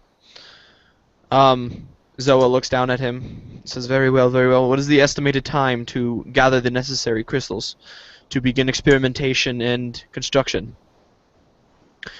He says, with the rate in which we are able to gather them, I would estimate within several years we'll have enough to begin with the production. And he kind of looks at him again. And he lifts a hand, and the stormtrooper... And he says, make it quicker than several years. And drops him. Says, do I make myself clear? And the trooper says, yes, Lord Inquisitor. And so they're having this conversation back and forth. And roll a perception check for me through the grate to see if you can see kind of like some schematics or something on the wall. Difficulty 2? Huh? Difficulty 2, yeah. Oh snap! We both got a success. We got a triumph. Apparently we're stepping on each other though. We both got strained there. Yeah, you guys are like fighting for ventilation, vision, space. And Each other. if I can make a recommendation for the triumph, I'm gonna say that you're able to kind of like, you get to see the full schematic instead of just a piece. Like you kind of like crane your neck like an uncomfortable place, and you can see everything, and like your vision kind of comes together, and you can see it all perfectly. Okay, I agree. I think I know what this is. So you see this large globe type thing that's kind of being projected. What does that sound? Oh, there we go. You see this like large kind of globe being projected like a hologram. It's very weird and strange. In scale, from what you can see, it looks like the size of a moon almost.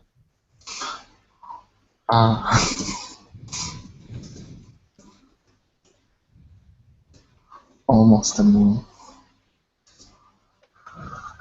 But let me guess, is it a space station instead? Well, you don't know for sure what it is. It looks like this very large moon. Okay, and do I see what the crystals are used for or in this schematic? To the side, you can kind of see what looks like some sort of like, there's like a bunch of schematics and like codes and like formulas and stuff, and it shows like a kind of like little moving thing, like a video almost of like the crystals being crushed into powder, and then being refined into like long kind of pipe-like strands almost, and then it shows them being like kind of moved into the moon type thing. And arrayed in a fashion that would be similar to a blaster rifle, but it is just like a large-scale, massive conductor for a blaster rifle. Okay. Well, I try to memorize these schematics. By the way, you see the schematics too. You're unable to see the full thing. You don't get to see the video. You just see the giant moon thing. Josh. So I try to memorize as much as I can. Okay, so I'll have you roll an education or like intellect or something when you get back to the ship to like write down what you've seen. Okay. Taking the mental note, and yeah,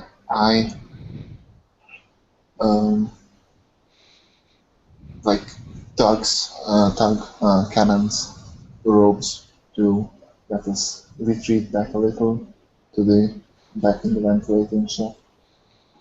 Okay, so you retreat back a bit, giving Cannon a chance to see everything. And I like signal him like I think we see enough. And I just try leading this boat Okay. back to the hatch. And while we are like sufficiently far away from the hatch so they can't hear us, I say, okay, so they are making some. Hang on a second. Once he backs away, I'll take a little bit of a peek when I'm not fighting for elbow space. And I'm actually more at this point. He's watching the Zabrak more than the schematic, and he's kind of trying to evaluate how much of what he saw in the crystal temple basically was truth as opposed to just a test. Like he's trying to figure out if the Zabrak, the former Padawan, has actually fallen to the dark side or not, by watching him and that kind of thing.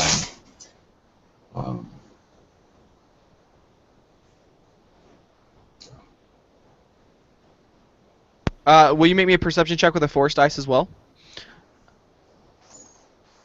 And that'll be, I'm gonna make it difficulty 3. Success, 2 threat, and 2 light. light side.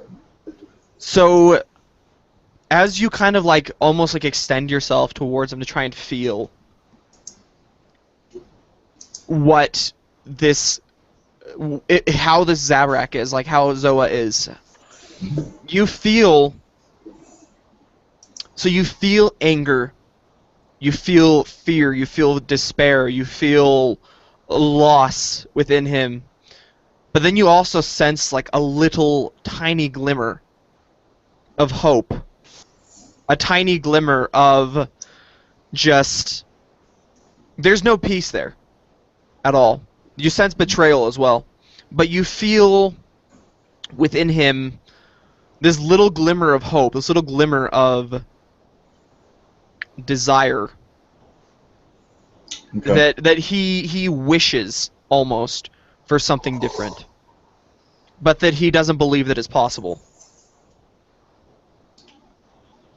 Okay. After watching for a few moments and just kind of feeling that, I will slowly back out down the ventilation shaft and rendezvous back up with Jaren, or man, your name, Joran. Duran. I Jaron. even have it, you can see it now. No, but I mean, like if I don't have it on that window, it doesn't help. Okay. So for the threats, I'm gonna give him, for one of them, you're gonna take a strain for one, and for the other one, I'm gonna give him a boost dice next time he makes a perception check. Okay. Okay. So you guys back out towards the maintenance entrance, the secret maintenance entrance, to leave, and you make it there, and nothing happens. But I am going to do this.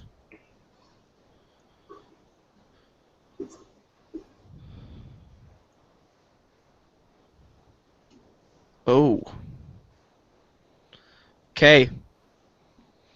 So as you guys make your way out, you just immediately you feel a tremor in the force.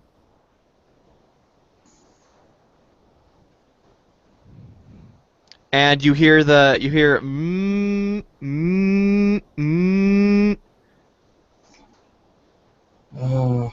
What'd you step on?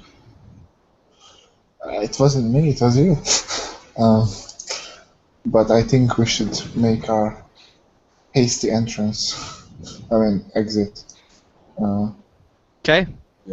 Right Go ahead. about 5 minutes ago. So you guys open the door, and there are like more searchlights kind of like going around everywhere. Okay, like, my thought process is like, if we take this, the infiltrator, they can come after us, and it's easier to get only to the ship than through the whole compound and all the other searchlights. So it's closer, and we not only take their ship so they can't escape, but we will be quicker also. So you're gonna go and try and take their ship. Yes. Is Kanan in agreement? Not in agreement, but he doesn't think he's got a better plan, so he's following along. Okay.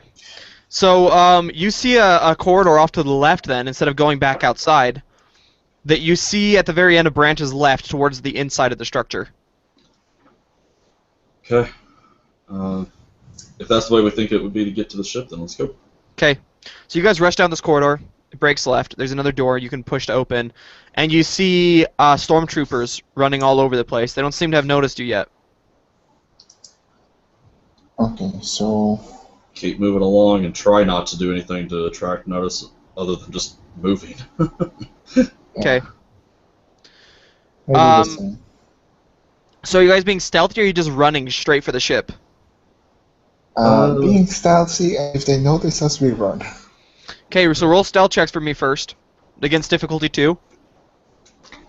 Oh, well, they're looking for you now, so difficulty 2 and a setback. Yeah, I don't think I can statistically succeed at this. Nope. Well, I see. Okay. Okay, so when they see us, like a search. Yeah, you hear, hey you, stop right there! And you see, like, a couple of stormtroopers come running towards you. Okay, like I think let's run. Okay, Time to run. roll athletics for me to rush over to the ship. God. I don't know if I've got that either. At least you don't have monster brown. Like Only, I do. only difficulty 1, because it's close. Okay.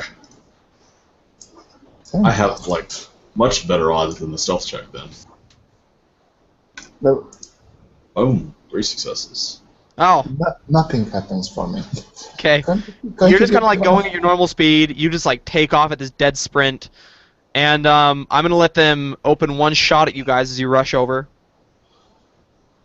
Okay, As they're firing in a squad. Is it both of us that are in shot range, or is I it think it's just him? me. I think it's me. Yeah, they're just firing at the slower one, trying to capture him. Okay. I'm running on the ship, and I'm going to start trying to go through the power-up processes as fast as I can. Ooh, and they miss. Okay. So like as they're trying to like aim at you, they slip in the mud or something and fall over each other. Nice. Okay. And you make it on the ship. So go ahead and roll me piloting to turn everything on. Can I roll Okay. computers to turn everything Computers on? I'm works not too. trying to fly anything. Yeah, go ahead. Computers works too. You can run the prep. And now you'll make it now on this one. So you make it in Juron. What difficulty is the computers? Difficulty, well, it's gonna be encrypted. So let's go with difficulty 3. If it's encrypted, that would actually be, like, turning the ship on should probably actually be difficulty 1. The encryption should have like 3 or 4 setback dice, most likely. Okay, Yes, so the security difficulty system. 1. The Difficulty reason it 1. matters is because the slicers, they have the bypass security talent that removes setback dice from security systems. Okay, so 1 difficulty, 3 setback. Alright. Boom. 3 Okay, successes. nice. Yeah, you turn that sucker right on. You get right past the little firewall they have set up. Okay. No problem. You hear the ship just thrum to life. Just. I think I'm going to take the flying because I have 2 agility instead of 1. I don't think you're taking it. Kennan's not even sitting in the pilot seat. He's over in the co-pilot seat turning stuff on. Okay, go ahead. Roll me piloting. Take off. So, Yeah, I think I'm going to spend the destiny. Okay, and that'll just be difficulty 2. Okay.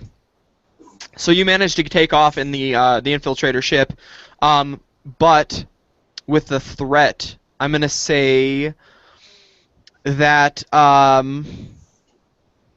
as you're kind of like trying to get everything like set up and everything, the for some reason, as you're taking off and you're trying to flip all the switches, you flip a wrong one, and you reset the astrogation chart. So somebody has to redo that. Okay, I'm fine with that. Okay, so you guys take off. I'm gonna let them make 1 shot at your ship. but there's 2 turrets, so they're each going to take a shot at your ship before you guys get out of range. Okay. So 2. I'm working on the astrogation thing while he's flying us out of there. Yeah. Ooh, a triumph. Okay, interesting. That's not interesting. Failure and double threat with the triumph. Yeah. Oh, okay. So one of them, it doesn't. So it makes it past your shield. So it kind of it dodges the aft the aft part of your ship, of your shields, and instead it clips one of your guns, taking it off. So with the Triumph, it gets rid of your forward lasers. Okay. And then I don't use those anyway. yeah, and then with the threats, the person who's manning the gun, something happens where I'm just gonna have him take a bunch of strain as he's trying to like shoot in this high pressure situation. The other one is gonna actually hit you. It's gonna do a total of 3 hull damage, and then with the threats, I'm gonna say that he, in his effort to swivel the gun fast to aim it at you, it came off its rotors. So that one's not only facing one direction now. Okay. I'm like driving away this thing fast. Does it have any bombs or anything on it? Probably not. No, it doesn't have any photon torpedoes or basically the only gunner like weapons you have is a top swivel-mounted turret, a laser cannon, and then the forward-mounted lasers. Okay, then just like flying away is what I do. Okay, so roll me a piloting, and I'm going to roll a perception check for the ties. Okay. To see if they notice you guys as you're trying to get out. I rolled through threats, so they possibly do. Okay, yeah, they notice you. Okay. You have a squadron of 2. Well, let's go with 3 ties on you. Yay. But you are successfully flying away. Okay. They will be Alright, within distance to shoot at you after 1 round. What difficulty is my astrogation check? Make it a difficulty 2, with a setback since he shut it down. Woo! Okay, you punch in the coordinates. You have it ready. Now all you have to do is make it out of the atmosphere. Okay. All right. Okay. So I'm guessing your only objective is to fly away right now. Right. I'm also, since I'm at the computers, I'm going to comm to our Nautilin pilot friend. Mm-hmm. And basically, since the TIE fighters backtrack to us, he's able to get our coordinates. I'm going to spend a destiny point to where he actually ends up getting back and pulling a Han Solo on him to where he's now on their tail. Oh, okay, cool. Yeah, awesome. So you see the your friend in his HWK come beaming up from behind. He kind of just rises up out of the tree line, where he essentially was able to hide away and get away from the TIE fighters. And I'm gonna have him make a shot.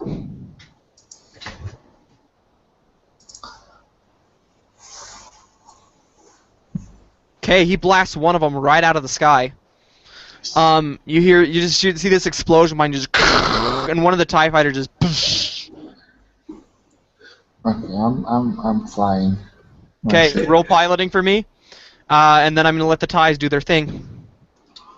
Okay, just a second. What else can I do?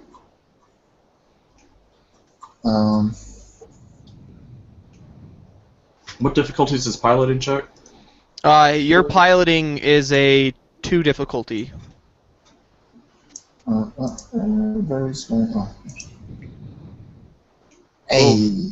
Okay, so they're gonna gain on you a bit, and one of them is gonna take a shot on you, while the other one kind of strafes off to try and get behind the HWK. For my action, I want to reroute our shields to be double back rather than Okay, roll computer. put both on our tail. And then I'm going to use my action for boost shields mechanics check to try to further enhance that. Okay, go ahead.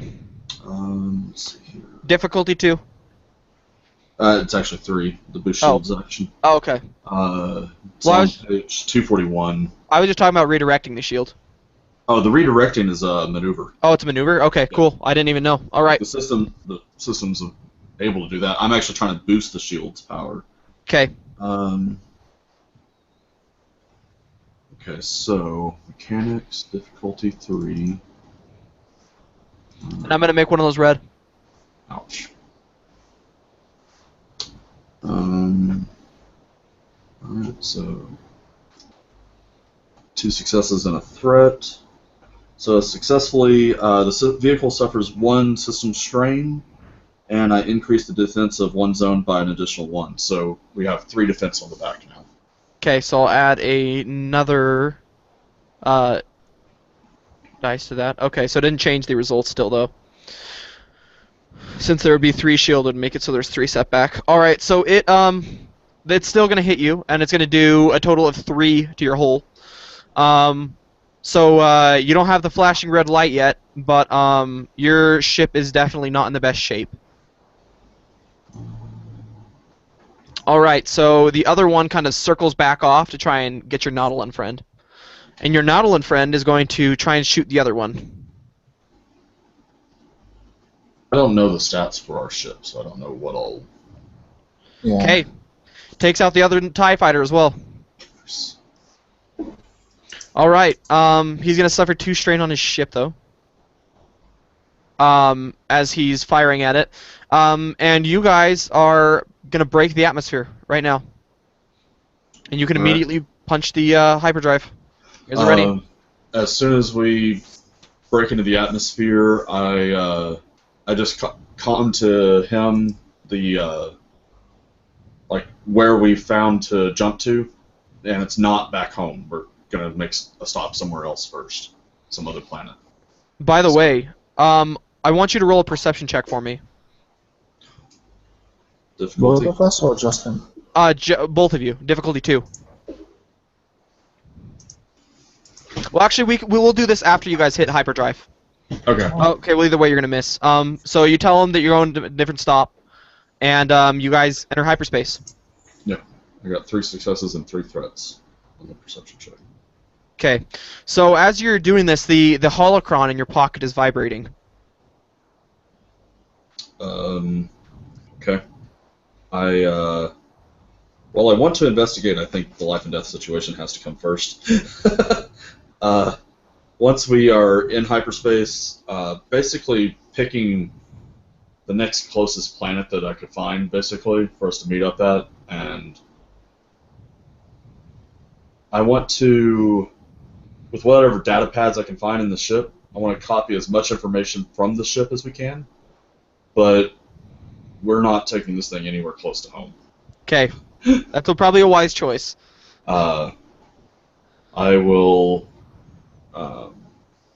basically take as much information out of its databanks as we can, and then just like give it to someone. I don't care. Okay. Go ahead and roll a computers check for me to try and pull information out of it. That'll be against a difficulty of, let me see, you're going through the computer system, which probably has pretty high security. So I'll go with 2 purple and a red, and then 1 setback. And since you've already gone past the encryption, give yourself a boost.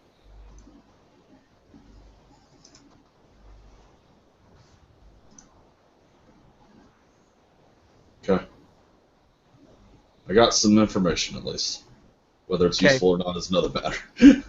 Okay, and then for the threat, I'm just going to say that you fry it. Like, you can't get anything else besides what you've gathered. Okay.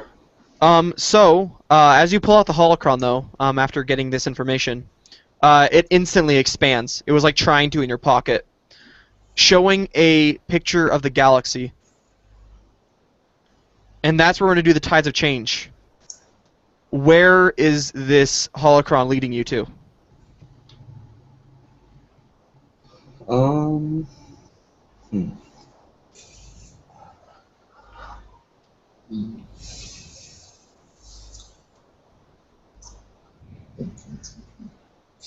Where's the holocron?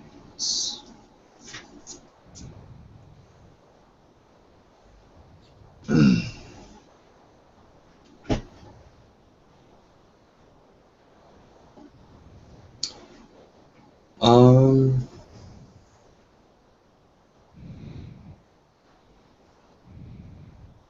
I'm not having any ideas off the top of my head. Well, Yeah. we can. If you have anything, you can go ahead and do it. If not, I can end the broadcast, and then you guys can think about it and let me know. Discuss it a little. Yeah, let's go ahead and wrap up, and we can put the Tides All right. Change on. Cool. real quick. Awesome. This is another session of the Balance of the Force. Thanks for playing, guys. Had a lot of fun. And that is all.